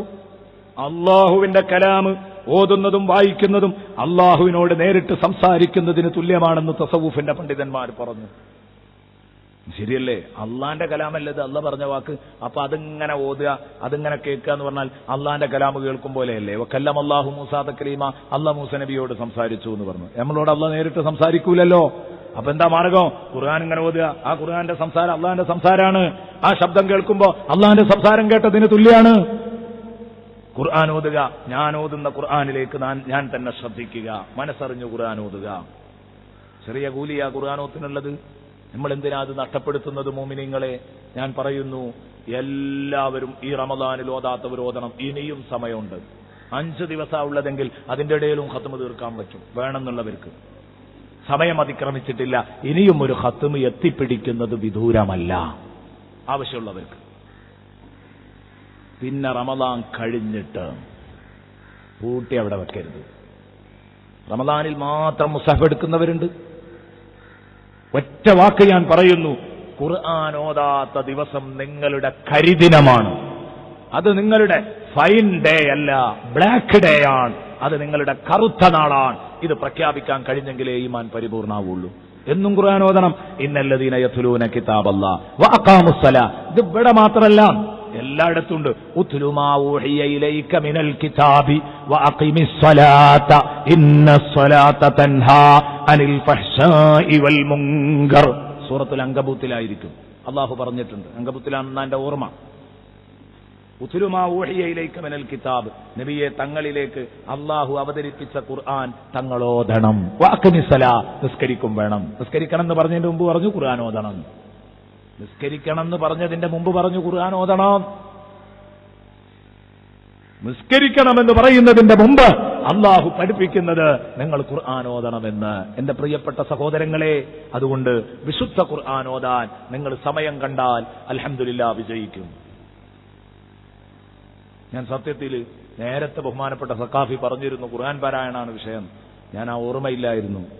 ഇത്തക്കിന്റെ 10 എന്ന വിഷയം അവതരിപ്പിക്കണം എന്ന് കരുതിയാ വന്നത്. പക്ഷെ ഇവിടെ വന്നപ്പോൾ ഇത് കേട്ടപ്പോൾ എനിക്ക് കൂടുതൽ സന്തോഷം തോന്നി. കാരണം ഖുർആൻ ഓത്ത് എന്ന് പറഞ്ഞത് ഉമ്മത്തിൽ അസ്തമിച്ചു പോയൊരു സംഗതിയാണ്. ഇത് നമുക്ക് രണ്ടാമത് വെള്ളം ചേർത്ത് വളം ചേർത്ത് ഇത് നട്ടു വളർത്താൻ കഴിഞ്ഞാൽ കഴിഞ്ഞവർക്കും കൂടെ രക്ഷപ്പെടാം. ഞാൻ പറയുന്നു എല്ലാം ഇന്ന് നമുക്ക് സ്വന്തമായിട്ടുണ്ടല്ലേ. ഞാൻ ചോദിക്കുകയാണ് ഈ സദസ്സിനോട്, ഒരു മൊബൈൽ സ്വന്തമായിട്ടില്ലാത്ത ആരെങ്കിലും ഉണ്ടോ എന്ന് ചോദിച്ചാൽ ഒറ്റ കുട്ടിയും ഉണ്ടാവില്ല. ആരെങ്കിലുമൊക്കെ ചിലപ്പോൾ ഉണ്ടായേക്കാം അല്ലേ. ഞാൻ ചോദിക്കുന്നില്ല കൈപൊക്കാൻ. കഴിഞ്ഞ അങ്ങനെ പറഞ്ഞപ്പോൾ ഒരു സദസ്സിന്ന് ഒരാളിങ്ങനെ കൈപൊക്കി. അപ്പൊ എല്ലാവരും അയാളെ നോക്കി. കാരണം എന്താ, ഏതായി പോയത്തക്കാരന്? മൊബൈലില്ലാത്തൊരു പോയത്തക്കാരൻ. ഇന്ന് മൊബൈലൊന്നും ഇല്ലാത്ത ഒരാളെ കുറിച്ച് അങ്ങനെയാ ജനം വിചാരിക്കാൻ. നമ്മളെ ഭാഷയിൽ ഒരു പോയത്തക്കാരാണ്, അവർ പോയത്തക്കാരാവൂല, അത് വേറെ വിഷയം. ഞാൻ പറഞ്ഞു വരുന്നത്, മൊബൈലില്ലാത്ത, സ്വന്തമായിട്ടൊരു മൊബൈലില്ലാത്ത ഒരാൾ വീട്ടിലുണ്ടോ? എല്ലാവർക്കും ഉണ്ട്. 5 വയസ്സ് തൊട്ടുള്ള കുട്ടികൾക്കൊക്കെ ഉണ്ട്. എന്തിനാ ഈ 5 വയസ്സുകാരൻ മൊബൈൽ? അവനും വേണം, ഗെയിം കളിക്കാൻ അവനും വേണ്ട ഒന്ന്. എല്ലാവരുടെ കയ്യിലും ഉണ്ട് മൊബൈല്. മൊബൈൽ സ്വന്തമായിട്ടില്ലാത്തത് 1, 2, 3 അല്ലേ? സഞ്ചിയിലിട്ട് കൊണ്ട് നടക്കേണ്ട കോലാപ്പം മൊബൈല് അല്ലേ? പോക്കറ്റിലൊന്നും ഒതുങ്ങൂല. അതിനൊരു ബാഗ്, മൊബൈലിന് തന്നെ ഒരു ബാഗ് വേണ്ട കോല. അപ്പൊ ഞാൻ പറഞ്ഞു വരുന്നത്, എന്റെ പ്രിയപ്പെട്ട സുഹൃത്തുക്കളെ, ഈ മൊബൈല് സ്വന്തമായിട്ടുണ്ട്, തുണിയും കുപ്പായും സ്വന്തമായിട്ടുണ്ട്, ചെരുപ്പ് സ്വന്തമായിട്ടുണ്ട്, വീട് സ്വന്തമായിട്ടുണ്ട്, വാഹനം ഒരു ബൈക്കെങ്കിലും സ്വന്തമായിട്ടുണ്ട്. നമുക്ക് സ്വന്തമായിട്ടില്ലാത്തൊരു സാധനമുണ്ട്, മുസ്ഹഫ്.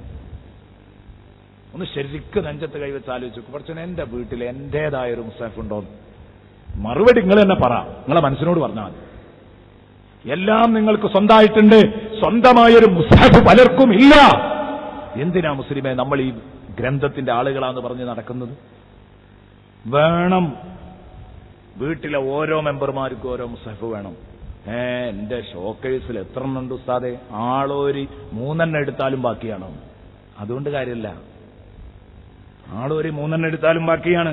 മാത്രമല്ല നല്ല സൗന്ദര്യമുള്ള മുസ്ഹഫ്, നല്ല കെട്ടിലും മട്ടിലുമുള്ള മുസ്ഹഫ്, എന്താ നല്ല ഭംഗിയില് പണിതിട്ടുള്ള മുസ്ഹഫുകൾ ഉണ്ട് എന്ന് പറയുന്നവരൊരു പക്ഷേ ഉണ്ടായേക്കാം. എന്റെ പ്രിയപ്പെട്ട സഹോദരങ്ങൾ ചിന്തിക്കണം. പ്രിയപ്പെട്ട സഹോദരങ്ങളെ, അതല്ല കേട്ടോ ഭംഗി. ഷോക്കേസിൽ മുസ്ഹഫ് വെക്കാം, ആദരിച്ചുകൊണ്ട് ഉയർന്ന സ്ഥലങ്ങളിൽ വെക്കാം, ഭംഗിക്ക് വെക്കാം. ഞാനതിനൊന്നും എതിർക്കുന്നില്ല.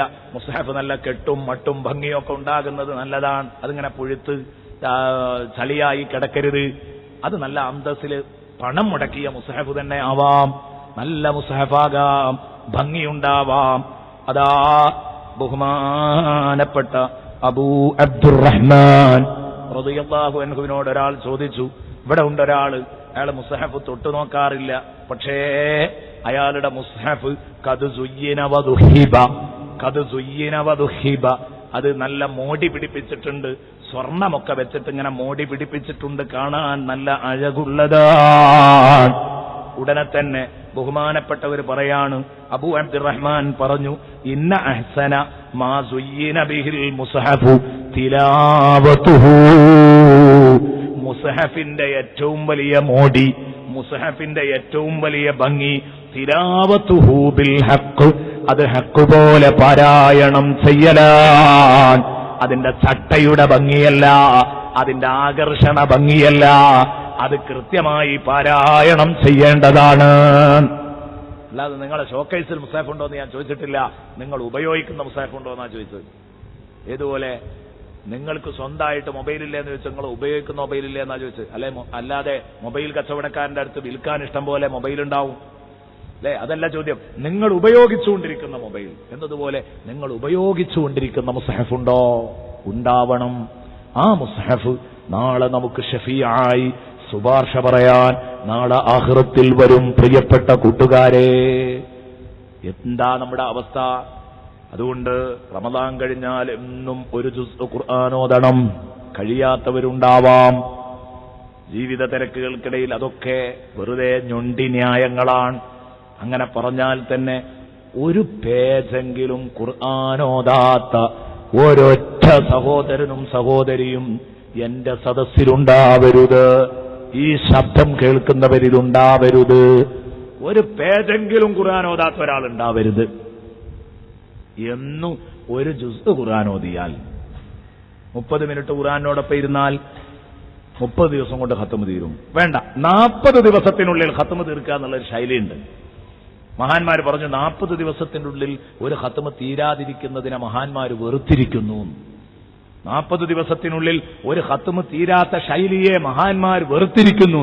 അപ്പൊ 40 ദിവസത്തിനുള്ളിൽ ഒരു ഖത്മ് തീരാൻ ദിവസം ഒരു ജുസ് പാരായണം ചെയ്യാം. ചിലപ്പോൾ ചില ദിവസങ്ങളിൽ തിരക്ക് പിടിച്ചെങ്ങോട്ടോ പോകാനുണ്ടാവും, അന്ന് ബറക്കത്തിന് ഒരു ജുസ് പേജോതി പോകേണ്ടി വരും. അങ്ങനെ മാസത്തിൽ ഒരു 5-6 ദിവസം പെട്ടേക്കാം. പെണ്ണുങ്ങളെ സംബന്ധിച്ചിടത്തോളം ഇത് അത്യന്താപേക്ഷിതമാണ്. കാരണം മാസത്തിലൊരു 5-6-7 ദിവസം അവർക്ക് ഓതാൻ പറ്റൂല. അപ്പൊ എന്തായാലും 40 ദിവസത്തിനുള്ളിൽ ഒരു ഖത്മ്, 40 ദിവസത്തിനുള്ളിൽ ഒരു ഖത്മ് ഓതിയാൽ ഞാൻ തീർത്തു പറയുന്നു, നിങ്ങളെ രക്ഷിക്കാൻ ഖുർആൻ വരും. ഇനി നമ്മൾ ഖുർആൻ ഓതിയവരുടെ ലോകം, അതിലേക്ക് അങ്ങോട്ട് കടന്നാൽ മഹാന്മാർ ഖുർആൻ ഓതിയവരുടെ ലോകം, ഞാൻ ചരിത്രമൊന്നും പറയാൻ നിന്നിട്ടില്ല. ആ ലോകത്തേക്ക് കടന്നാൽ നമുക്കിങ്ങ് തിരിച്ചു വരാൻ പ്രയാസപ്പെടും. ഖത്മുകൾ ഓതിക്കൂട്ടിയവർ. എന്റെ പ്രിയപ്പെട്ട സുഹൃത്തുക്കളോട് 1-2 ഉദാഹരണങ്ങൾ മാത്രം പറയട്ടെ.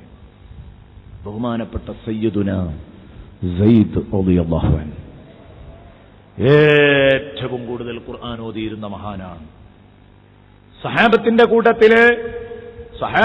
കൂട്ടത്തിലെ ഏറ്റവും കൂടുതൽ ഖുർആൻ ഓതിയ ആള് സയ്യിദുന ഉസ്മാൻ ഇബ്നു അഫ്ഫാൻ റളിയല്ലാഹു അൻഹു. ഉസ്മാൻ ഇബ്നു അഫ്ഫാൻ ഖുർആൻ ഓതിയിരുന്നത് 7 ദിവസത്തിൽ ഒരു ഖത്മായിരുന്നത്രേ. ജീവിതത്തിൽ 7 ദിവസം പിന്നിട്ടിട്ടുണ്ടെങ്കിൽ ഒരു ഖത്മ്, 7 ദിവസം പിന്നിട്ടിട്ടുണ്ടെങ്കിൽ ജീവിതത്തിൽ ഒരു ഖത്മുണ്ട് ഉസ്മാൻ തങ്ങൾക്ക്.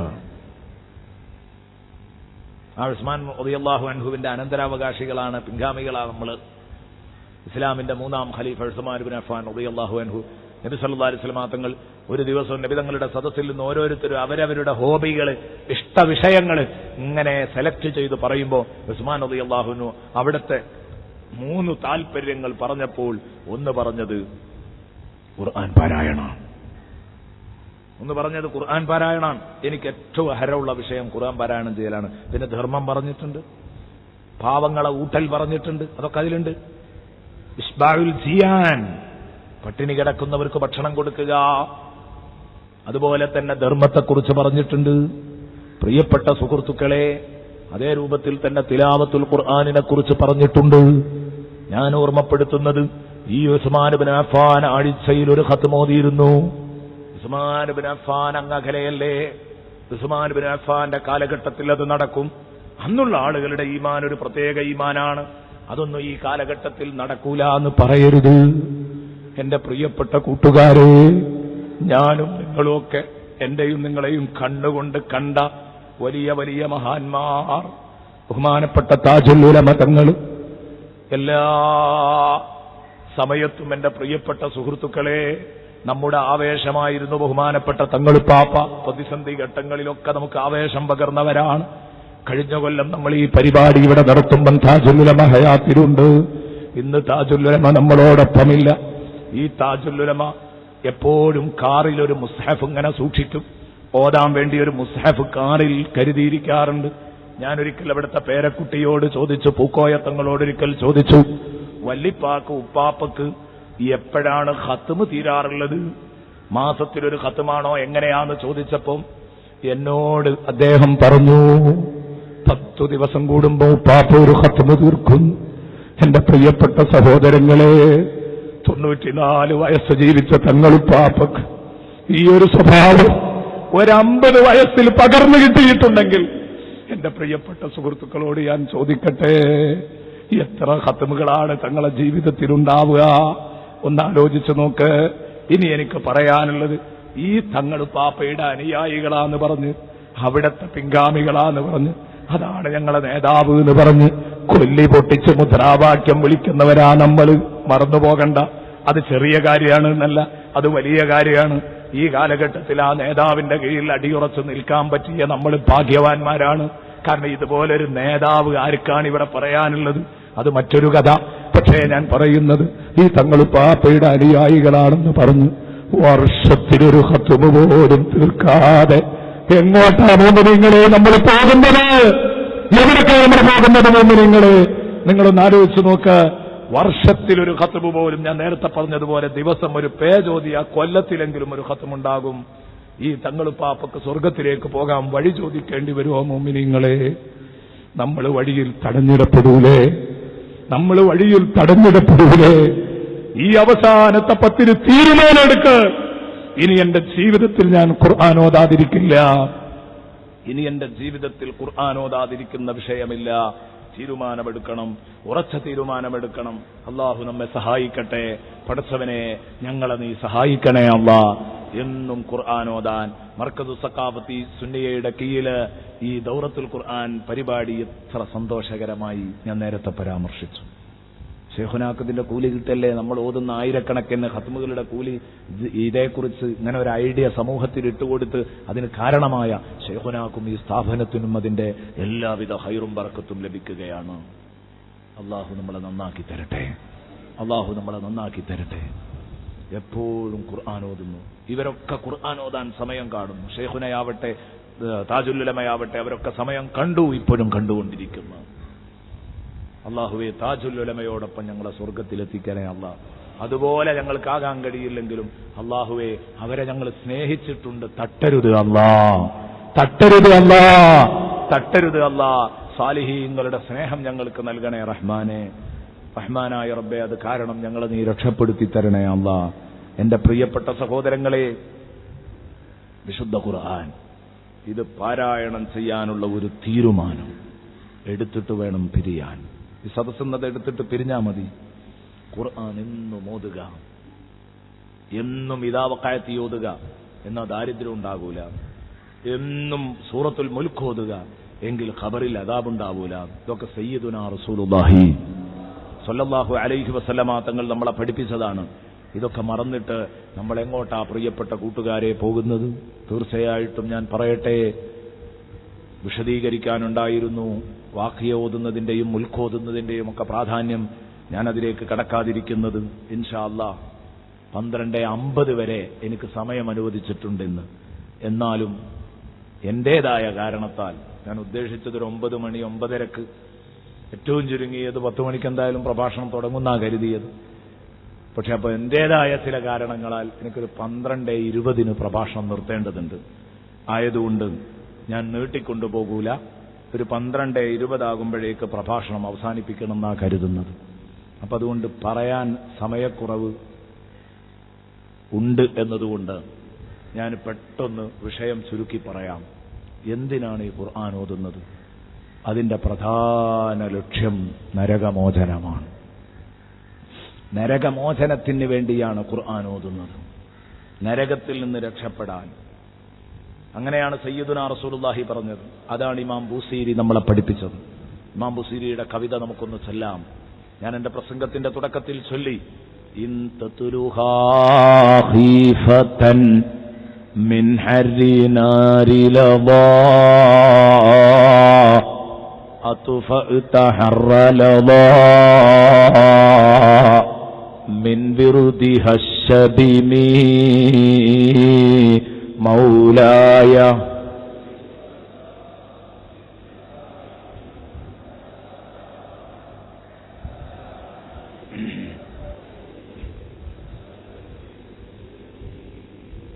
അല്ലാഹുവേ, ഇമാം ബുസീരിയുടെ ബർക്കത്തുകൊണ്ട് ഞങ്ങളെ നീ നന്നാക്കി തരണേ അല്ലാ. ഇമാം ബുസീരിയുടെ തിരുനാക്കുകൊണ്ട് വർണ്ണിക്കപ്പെട്ട, പരിചയപ്പെടുത്തപ്പെട്ട ഞങ്ങളുടെ നേതാവും ലോകത്തിന്റെ നേതാവ് അഷ്റഫുൽ ഖൽഖ് ത്വാഹ റസൂലുള്ളാഹി സ്വല്ലല്ലാഹു അലൈഹി വസല്ലം തങ്ങളുടെ ബർക്കത്തുകൊണ്ട് ഈ സദസ്സിനെ നീ കബൂലാക്കണേ അല്ലാ. നിത്യവും ഖുർആനുമായിട്ടൊരു കണക്ഷനുള്ള, ബന്ധമുള്ള ഉമ്മത്താക്കി ഈ ഉമ്മത്തിനെ നീ മാറ്റിത്തരണേ അല്ലാ. ഞങ്ങളെ നീ മാറ്റിത്തരണേ അല്ലാ. ഞങ്ങളെ നീ മാറ്റിത്തരണേ അല്ലാ. ഞങ്ങളെ നീ പരാജയപ്പെടുത്തരുത് അല്ലാ. ഞങ്ങളെ നീ പരാജയപ്പെടുത്തരുത് അല്ലാ. എന്റെ പ്രിയപ്പെട്ട സുഹൃത്തെ, ഇമാം ബുസീരി പറഞ്ഞതിന്റെ ആശയം, ഇൻ തതുലുഹ, വിശുദ്ധ ഖുർആനിന്റെ വചനങ്ങൾ നീ പാരായണം ചെയ്യുകയാണെങ്കിൽ, ഖുർആൻ ഓതുകയാണെങ്കിൽ എന്ന് ചുരുക്കം. ഇൻ തത്ലുഹ, നീ ഖുർആൻ സ്ഥിരമായി ഓതിയാൽ, ഖീഫതൻ, ഭയന്നുകൊണ്ട്, മിൻ ഹർരിനാരിലുള്ള, നരകാഗ്നിയുടെ ചൂടിനെ ഭയന്നുകൊണ്ട് നീ ഖുർആൻ ഓതുകയാണെങ്കിൽ, അത്ഫഅത ഹർറലല്ല, നരകത്തിന്റെ ചൂട് നിനക്ക് കെടുത്തു കളയാൻ കഴിയും, അണച്ചു കളയാൻ കഴിയും. മിൻ വിർദിഹ ശബിമി, ഖുർആനിലെ തണുത്തുറഞ്ഞ വെള്ളപ്പാത്രങ്ങളായ ആ ഖുർആനിന്റെ ഓരോ ആയത്തുകളെ കൊണ്ടും നരകത്തിന്റെ തീയെ നീ ഇങ്ങനെ അണച്ചു കളയും. ഓരോ ആയത്ത് ഓതും തോറും നിനക്ക് വേണ്ടി അള്ളാഹു ഒരുക്കിയ നരകം നീ ഇങ്ങനെ അണച്ചുകൊണ്ടിരിക്കും. ആ നരകത്തിൽ നിന്ന് നീ രക്ഷപ്പെടും, ആ നരകം നീ കെടുത്തുകൊണ്ടിരിക്കും എന്ന് ബഹുമാനപ്പെട്ട ഇമാം ബുസീരി റളിയല്ലാഹു അൻഹു. ഇത് പറയുമ്പോൾ എന്താണ് നരകം? അല്ലെ, നരകത്തിൽ നിന്ന് രക്ഷപ്പെടാനാണ് ഖുർആൻ ഓതുന്നത്. ഈ അവസാനത്തെ 10ന്റെ സന്ദേശവും അതാണ്, ഇത്ഖും മിനന്നാറാണ്. നരകത്തിൽ നിന്ന് മോചനം നേടുക, വാഹിറുഹു ഇത്ഖും മിനന്നാർ. എന്താണ് ഈ നരകം എന്ന് ചെറുതായിട്ടൊന്ന് ഉൾക്കൊള്ളണ്ടേ? ഒരു 2 മിനിറ്റ് കൊണ്ട് ഞാനത് പറയാം പ്രിയപ്പെട്ട സഹോദരങ്ങളെ, അല്ലെങ്കിൽ ഒരു 5 മിനിറ്റ്. ഒറ്റ ആയത്തെ പരിചയപ്പെടുത്തുന്നുള്ളൂ, നരകത്തെ പരാമർശിക്കുന്ന ഒരൊറ്റ ആയത്ത്. സൂറത്ത് ഇബ്രാഹിമിൽ നിന്ന് ഓതാം. സൂറത്ത് ഇബ്രാഹിമിൽ നിന്ന് നരകത്തെ പരിചയപ്പെടുത്തുന്ന ഒരായത്തിന്റെ പ്രിയപ്പെട്ട സുഹൃത്തുക്കളെ നിങ്ങൾ കേൾക്കുക. എന്താണ് സൂറത്ത് ഇബ്രാഹിമിലെ ആയത്ത്? അല്ലാഹു തആല പറയുന്നു, സൂറത്ത് ഇബ്രാഹിമില് എന്താ പഠിപ്പിക്കുന്നത്? അല്ലാഹു തആല വഹാബ കുല്ലു ജബ്ബാരിൻ അനീദ്, ദീനിനോട് മത്സരിക്കുന്ന, അഹങ്കാരം കാണിക്കുന്ന എല്ലാ മനുഷ്യരും പരാജയത്തിലാണ്. എന്ത് അല്ല, എന്ത് റസൂല്, എന്ത് മരണം, എന്ത് അനന്തര ജീവിതം, എന്ത് സിറാത്ത്, എന്ത് നരകം, എന്ത് സ്വർഗം, എന്ത് ഹിസാബ്, എനിക്കതൊന്നും കേൾക്കണ്ട, മരിച്ചിട്ടുള്ളതൊക്കെ മരിച്ചിട്ട് നോക്കാന്ന് പറയുന്ന അഹങ്കാരിയില്ലേ? ഖുർആൻ ഓതാനും തയ്യാറല്ല, നരകത്തിൽ നിന്ന് രക്ഷ കിട്ടണമെന്ന് ചിന്തിക്കുന്നില്ല. ആ മനുഷ്യൻ പരാജയത്തിലാണ്. എന്താ കാരണം? മിൻ വറാഇഹി ജഹന്നം, അയാളുടെ പിറകിൽ നരകം അയാളെ പിടിച്ചൊതുക്കാൻ കാത്തിരിപ്പുണ്ട്. അല്ലാഹു ഖുർആനിൽ പറയാൻ, ജഹന്നം അയാളെ പിടിച്ചൊതുക്കാൻ കാത്തിരിപ്പുണ്ട്. എന്നിട്ട് പറയുന്നു ആ നരകം അതെന്താണ്? വയുസ്ഖാ മിൻ മാഇൻ സദീദ്, ആ നരകത്തിൽ നിന്ന് ഒറ്റായത്താണ്, സൂറത്ത് ഇബ്രാഹിമിലുള്ള ആയത്താണ് ഞാൻ ഈ ഓതുന്നത്. അത് നിങ്ങൾ നോക്കിയാൽ നിങ്ങൾക്ക് കാണാൻ പറ്റും സൂറത്ത് ഇബ്രാഹിമിൽ. ഇതെന്തിനാ നിങ്ങളോട് പറയുന്നത്? ഈ അവസാനത്തെ 10ൽ ഈ ഒരായത്തിന്റെ അർത്ഥം പറയുന്നതിനെങ്കിലും ഞാനത് വിശദമായി പറയണമെന്ന് കരുതിയിരുന്നു. പക്ഷേ ഇതിന്റെ അർത്ഥം പറയുന്നതിനെങ്കിലും ഒരു ബറക്കത്തുണ്ട്. മാത്രമല്ല ഖുർആനോത്തിന്റെ ലക്ഷ്യം അതാണ്. ഇമാം ബുസീരി പഠിപ്പിച്ചല്ലോ, നരക ചൂടിൽ നിന്ന് രക്ഷപ്പെടലാണ്. അതിന് നരകത്തിന്റെ ചൂടൊന്ന് ഉൾക്കൊള്ളണ്ടേ? നരകത്തിലുള്ള അദാബ് എന്താ? വയുസ്ഖാ മിൻ മാഇൻ സദീദ്, നരകം, അതിൽ ആ നരകാവകാശിക്ക് കുടിപ്പിക്കപ്പെടും, നരകാവകാശിക്ക് കുടിപ്പിക്കപ്പെടും. മിൻ മാഇൻ സദീദ്, നരകാവകാശികളുടെ ശരീരത്തിൽ നിന്ന് ഒലിക്കുന്ന ചോരയും ജലവും മിക്സ് ചെയ്ത വെള്ളം, ചീൻജലം നരകത്തിൽ അവന് കുടിപ്പിക്കപ്പെടും. വയുസ്ഖാ മിൻ മാഇൻ സദീദ്, മാഉൻ സദീദ് എന്ന് പറഞ്ഞാൽ മഖ്ലൂതു മിൻ ദമി വഖൈഹി അഹ്ലിന്നാർ, നരകാവകാശികളുടെ ശരീരത്തിൽ നിന്ന് ഒഴുകുന്ന ചോരയും ജലവും കൂടെ മിക്സ് ചെയ്ത വെള്ള കൊടുക്കുക കുടിക്കാൻ. നരകത്തിൽ ചൂട് സഹിക്കാൻ കഴിയാതിരിക്കുമ്പോ റബ്ബേ വെള്ളം തരുമോ എന്ന് ചോദിക്കുമ്പോ വെള്ളം കൊടുക്കും. ആ വെള്ളത്തിന്റെ ഹാലായി കേൾക്കുന്നത് ഖുർആനിൽ സൂറത്ത് ഇബ്രാഹിമിൽ പറഞ്ഞതാണ്. ഇതേ ആശയം അല്ലാഹ് സൂറത്തുൽ കഹ്ഫിൽ പറയുന്നുണ്ട്. വഇയസ്തഗീഥു യുഗാഥു ബിമാഇൻ കൽമുഹ്ലി യശ്വിൽ വുജൂഹ്, വെള്ളം തരുമോന്ന് ചോദിച്ചവർ സഹായം അഭ്യർത്ഥിക്കുമ്പോ അള്ളാഹു അവർക്കൊരു വെള്ളം കൊടുത്ത് സഹായിക്കും. ആ വെള്ളം കൽമുഹ്ലി യശ്വിൽ വുജൂഹ്, കുടിക്കാൻ വേണ്ടി വായയോട് അടുപ്പിക്കുമ്പോ റസൂലുള്ളാഹി അതിനെ വിശദീകരിക്കുന്നു. വൈദാ ഉദിനിയ മിൻഹു, ആ വെള്ളപാത്രം അവന്റെ മുഖത്തേക്ക് ഇങ്ങനെ അടുപ്പിച്ചാൽ ശവാ ലഹ്മ വജ്ഹിഹി, അവന്റെ മുഖത്തിന്റെ മാംസം കരിച്ചു കളയുന്നതാണ്. സൂറത്തുൽ കഹ്ഫിൽ അല്ലാഹ് പറയുന്നു യുഗാതു ബിമാഇൻ കൽമുഹ്ലി യശ്വിൽ വുജൂഹ്, മുഖത്തെ കരിച്ചു കളയുന്ന ഒരു തരം വെള്ളം അവർക്ക് കൊടുക്കുന്നതാണ്. എന്റെ പ്രിയപ്പെട്ട സുഹൃത്തുക്കളെ, നിങ്ങൾ വളരെ ഗൗരവത്തോടെ ആലോചിക്കേണ്ടതുണ്ട്.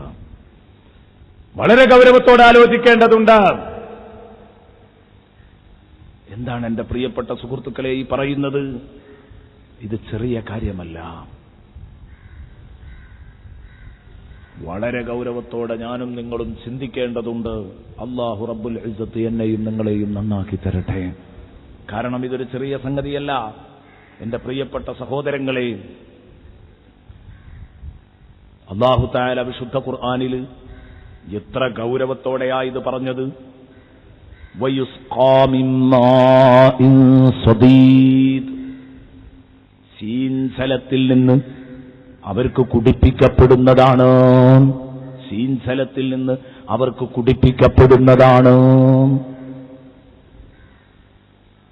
അത് കുടിപ്പിക്കുമ്പോൾ താറുരുക്കിയതുപോലെയുള്ള വെള്ളം അത് കുടിക്കാൻ വേണ്ടി വായോട് അടുപ്പിക്കുമ്പോഴേക്ക് മുഖത്തുള്ള മാംസം ഇങ്ങനെ കരിഞ്ഞു വീഴും.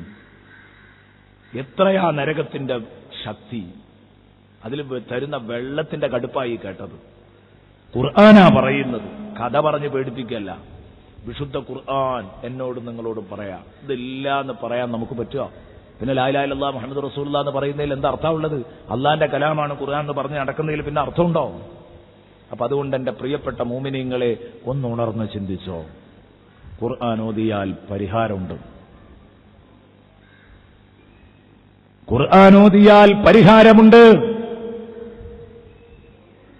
ഇത് മനസ്സിലാക്കിയിട്ട് വേണം നമ്മൾ ഖുർആനോത്തിനെ സമീപിക്കാൻ.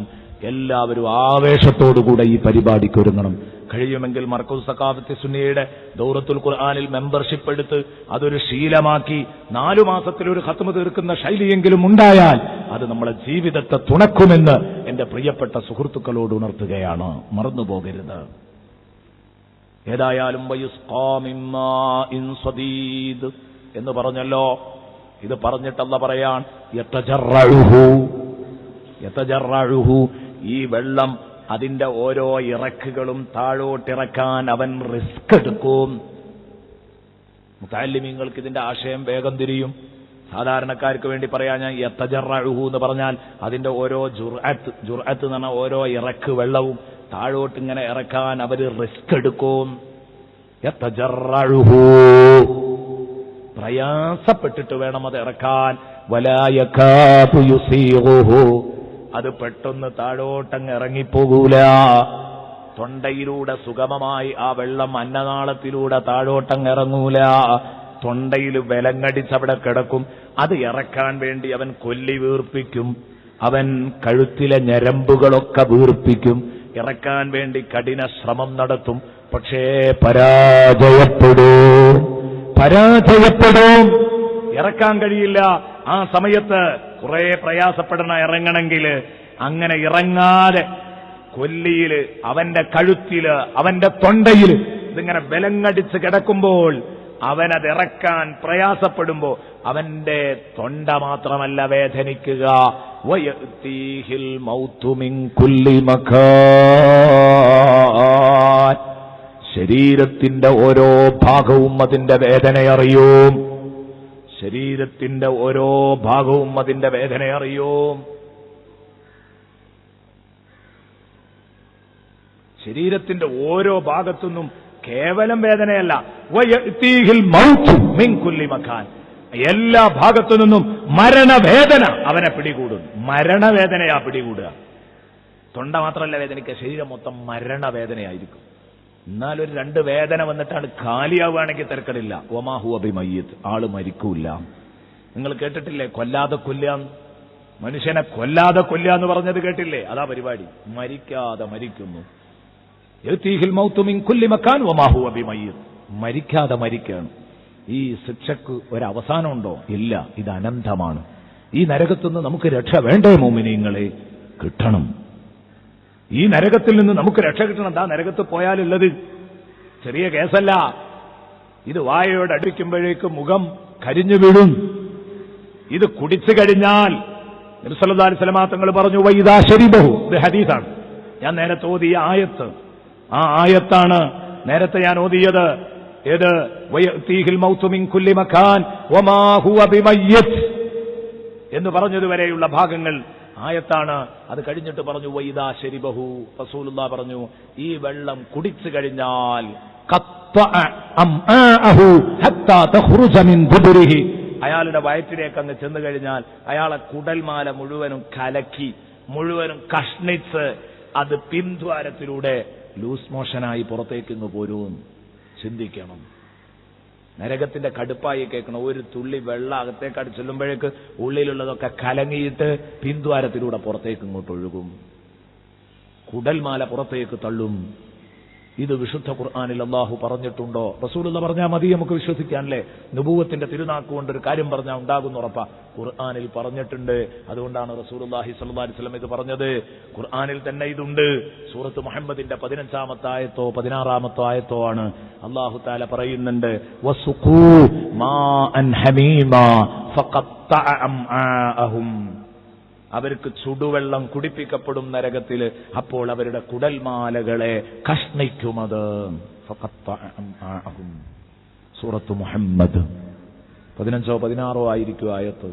എന്റെ പ്രിയപ്പെട്ട സുഹൃത്തുക്കളെ, ഞാനിത് പറയുന്നത് നിങ്ങളും ഞാനും ആലോചിക്കണം. ഈ ശക്തമായ നരകം. എന്നിട്ട് പറയാണ് വമിൻ വറാഇഹി അദാബുൻ ഗലീദ്, ഇതിന് പിറകിൽ വേറെയും കുറേ ശിക്ഷകൾ വരാനുണ്ട്. ഇതിന് പിറകിൽ വേറെയും കുറേ ശിക്ഷകൾ വരാനുണ്ട്. വമിൻ വറാഇഹി അദാബുൻ ഗലീദ്, ഇതിന് പിറകിൽ വേറെയും കുറേ ശിക്ഷകൾ വരാനുണ്ട്. ഏതാവട്ടെ, ഞാൻ അവസാനിപ്പിക്കാം. ഞാൻ പറഞ്ഞല്ലോ 12:20 എന്തായാലും നിർത്തണം. ഇനി ദുആയും കൂടെ ആകുമ്പോഴേക്ക് നമ്മുടെ സമയം നീണ്ടുപോകും.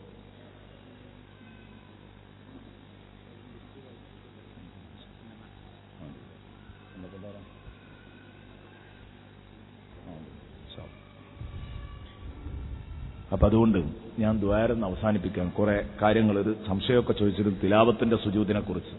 പറയുകയാണെങ്കിൽ ഒരു അരമണിക്കൂറെങ്കിലും അതിനും വേണം. കാരണം ഖുർആന്റെ ആദാബുകൾ, ഓത്തിന്റെ ആദാബുകളെ കുറിച്ചൊന്നും ഞാൻ പറഞ്ഞിട്ടില്ല. ഞാൻ ഉദ്ദേശിച്ചത് ഖുർആൻ ഓതാത്ത ഒരു സമൂഹത്തെ ഓദിക്കുക എന്നുള്ളതാണ്. ഖുർആന്റെ ഓത്തിന്റെ ആദാബുകൾ, മുസ്ഹഫ് പിടിക്കേണ്ടത് അതബോടുകൂടെ, ഉദു എടുത്ത് ഖിബിലക്ക് മുന്നിട്ട് ബഹുമാനത്തോടെ ഖുർആൻ ഓതണം. ഇതൊക്കെ വേണ്ടതാണ്. അതുപോലെ തന്നെ തിലാവത്തിന്റെ സുജൂദ് വരുന്ന സമയത്ത് അത് നിർബന്ധാണോ സുന്നത്താണോ എന്നൊരു ചോദ്യം ചോദിച്ചിട്ടുണ്ട്. സുന്നത്താണ്. ചൊല്ലേണ്ട ദിക്ർ സജദ വജ്ഹിയ ലില്ലദീ ഖലഖഹു വസവ്വറഹു വശഖ സമഅഹു വബസറഹു എന്ന് തുടങ്ങിയിട്ടുള്ള ദിക്ർ നിങ്ങൾ മദ്രസയിലെ കുട്ടികളുടെ പുസ്തകം എടുക്കുക. അറിയാത്തവരും ഇതൊക്കെ നമ്മൾ പണ്ട് പരീക്ഷയ്ക്ക് പഠിച്ചിട്ട് നമ്മൾ പഠിച്ചിട്ട് പരീക്ഷ എഴുതി പോയതാ, അല്ലാതെ അമൽ ചെയ്യാത്തതുകൊണ്ടാണ് മറന്നുപോയത് അല്ലേ? അപ്പൊ അതുകൊണ്ട് മദ്രസയിലെ പാഠപുസ്തകം എടുക്കുക, അതിലുണ്ടാകും. എന്നിട്ട് കൃത്യമായിട്ട് ആ ദിക്റുകളൊക്കെ പഠിച്ച് തിലാവത്തിന്റെ സുജൂദ് ഒരു സുജൂദാണ്, ഇത് ചെയ്യുക. എന്നിട്ട് എന്റെ പ്രിയപ്പെട്ട സുഹൃത്തുക്കളെ, നിസ്കാരത്തിന്റെ പുറത്തുള്ള ആളുകളാണെങ്കിൽ തക്ബീർ ചൊല്ലുക, സലാം വീട്ടുക, ഇതൊക്കെ ഉണ്ട്. ഞാനത് വിശദമായിട്ട് പറയാൻ ഇനി സമയം അനുവദിക്കുന്നില്ല. വേറെയും കുറെ ആദാബുകൾ പറയാനുണ്ടായിരുന്നു. തൽക്കാലം ദുആ ചെയ്തുകൊണ്ട് അവസാനിപ്പിക്കുന്നു. ഞാൻ പറഞ്ഞു വന്നത്, ഇത്രയും ശക്തമായ നരകത്തിൽ നിന്ന് നമുക്ക് മോചനം കിട്ടാനുള്ള മാർഗം എന്റെ പ്രിയപ്പെട്ട സുഹൃത്തുക്കളെ എനിക്കും നിങ്ങൾക്കും ഉണ്ടാക്കണം എന്ന് പ്രത്യേകിച്ച് ഉണർത്തുകയാണ്. പതിവായി ഓതുന്ന 9ഓളം സൂറത്തുകൾ, അത് ഓതിത്തീരുമ്പോഴേക്ക് ഖത്തമിലേക്കെത്താൻ സമയം കിട്ടാറില്ല. ഖത്തം ഓതി തീർക്കുന്നതാണോ പതിവായി ഓതുന്ന ചില സൂറത്തുകളേക്കാൾ നല്ലത്? പതിവായി ഓതുന്ന സൂറത്തുകൾ അത് ഓതണം. അത് വളരെ പ്രധാനപ്പെട്ട സുന്നത്തുകളാണ്. അതോടൊപ്പം തന്നെ ഖത്മ തീർക്കുക എന്നുള്ളത് നമ്മുടെ ഒരു ശീലമാക്കിയെടുക്കണം. അതിനൊരു സമയവും കൂടെ നിങ്ങൾ കാണുക. അത് ഒരു ജുസ് കഴിയില്ലെങ്കിൽ അര ജുസ് ഓതുക, അത് കഴിയില്ലെങ്കിൽ ഒരു പേജെങ്കിലും ഓതണം എന്ന് പറഞ്ഞല്ലോ. അപ്പോൾ ഓരോരുത്തരും അവനവന്റെ സൗകര്യം പോലെ ചെയ്യാവുന്നതാണ്. ഏതായാലും ഖത്മുകൾ ഉണ്ടാവുന്നത് നല്ലതാണ്. ബഹുമാനപ്പെട്ട ബീവി നഫീസത്തുൽ മിസ്രിയ 6000 ഖത്മുമായിട്ട് സ്വന്തം കബറിൽ കിടന്നിട്ട് 6000 ഖത്മോദി എന്നൊക്കെ നമ്മൾ വയലു പറയും, കേൾക്കും, ഊറ്റം കൊള്ളും. ആ നഫീസത്ത് ബിയുടെ പേരുള്ളവർ സദസ്സിലുണ്ടാകും. ഒക്കെ ശരിയാണ്. അപ്പൊ അതുകൊണ്ട് നിർബന്ധമായും ഞാൻ ഉണർത്തുന്നു, പതിവാക്കി ഓതുന്ന സൂറത്തുകൾ അത് നിങ്ങൾ എന്തായാലും മാറ്റിവെക്കാതെ, അത് മാറ്റിവെക്കണമെന്നൊക്കെയാണ് ചോദ്യം. ഒരിക്കലും അങ്ങനെ ഒരു നന്മ മുടക്കുന്ന ആളുകളാവാൻ നമ്മൾ പാടില്ല. അത് മാറ്റിവെക്കേണ്ടതില്ല. അത് മാറ്റിവെക്കാതെ തന്നെ നിങ്ങൾ ഖത്മ് ഓതാനും കൂടെയുള്ള സമയം കണ്ടെത്തണം. ഖത്മ് അടയാളം വെച്ച് ഇങ്ങനെ കുറേശ്ശെയെങ്കിലും കഴിയുന്ന അത്ര നിങ്ങൾ ഓതിയിട്ട് പ്രത്യേകം ചെയ്യേണ്ടതുണ്ട് എന്ന്, പ്രത്യേകം ശ്രദ്ധിക്കേണ്ടതുണ്ട് എന്ന് ഉണർത്തുന്നു. ഒന്നിലധികം മുസ്ഹഫ് വീട്ടിലുണ്ടെങ്കിൽ എല്ലാ മുസ്ഹഫിലും ഓതേണ്ടതുണ്ടോ? ഞാൻ നേരത്തെ പറഞ്ഞു, ഒരു മുസ്ഹഫ് അത് അടയാളം വെച്ച് കൃത്യമായിട്ട് ഇങ്ങനെ ഓതുന്നതാണ് ഒരു നല്ല ശൈലി. മറ്റുള്ളത് വീട്ടിലെ മെമ്പർമാരെ കൊണ്ടൊക്കെ ഓദിക്കുക, അവർക്കൊക്കെ കൊടുക്കുക. ഇനി മുസ്ഹഫ് ഇല്ലാത്ത പാവങ്ങളുണ്ടാകും, അവർക്ക് നിങ്ങൾക്ക് ആ മുസ്ഹഫ് ദാനം ചെയ്യാവുന്നതാണ് എന്ന് പ്രത്യേകിച്ച് നിങ്ങളോടെല്ലാവരോടും ഉണർത്തിക്കൊണ്ട് തൽക്കാലം ഇവിടെ ഈ ചർച്ച അവസാനിപ്പിച്ചു. എനിക്ക് നല്ല തിരക്കുള്ളതുകൊണ്ട് ഞാനൊരു 2 വാക്ക് മലയാളത്തിൽ ദുആ ചെയ്ത് ശേഷം ദിക്റും സ്വലാത്തും അതുപോലെ തന്നെ സംഭാവന തന്ന ആളുകളുടെ ലിസ്റ്റൊക്കെ വായിച്ചിട്ട് ദുആ, ഇവിടെ നീണ്ട ദുആ നടക്കും. അത് കഴിഞ്ഞിട്ടേ നിങ്ങളൊക്കെ പോകാവൂ എന്ന് ദീനുൽ ഇസ്ലാമിന്റെ പേരിൽ അഭ്യർത്ഥിക്കുന്നു.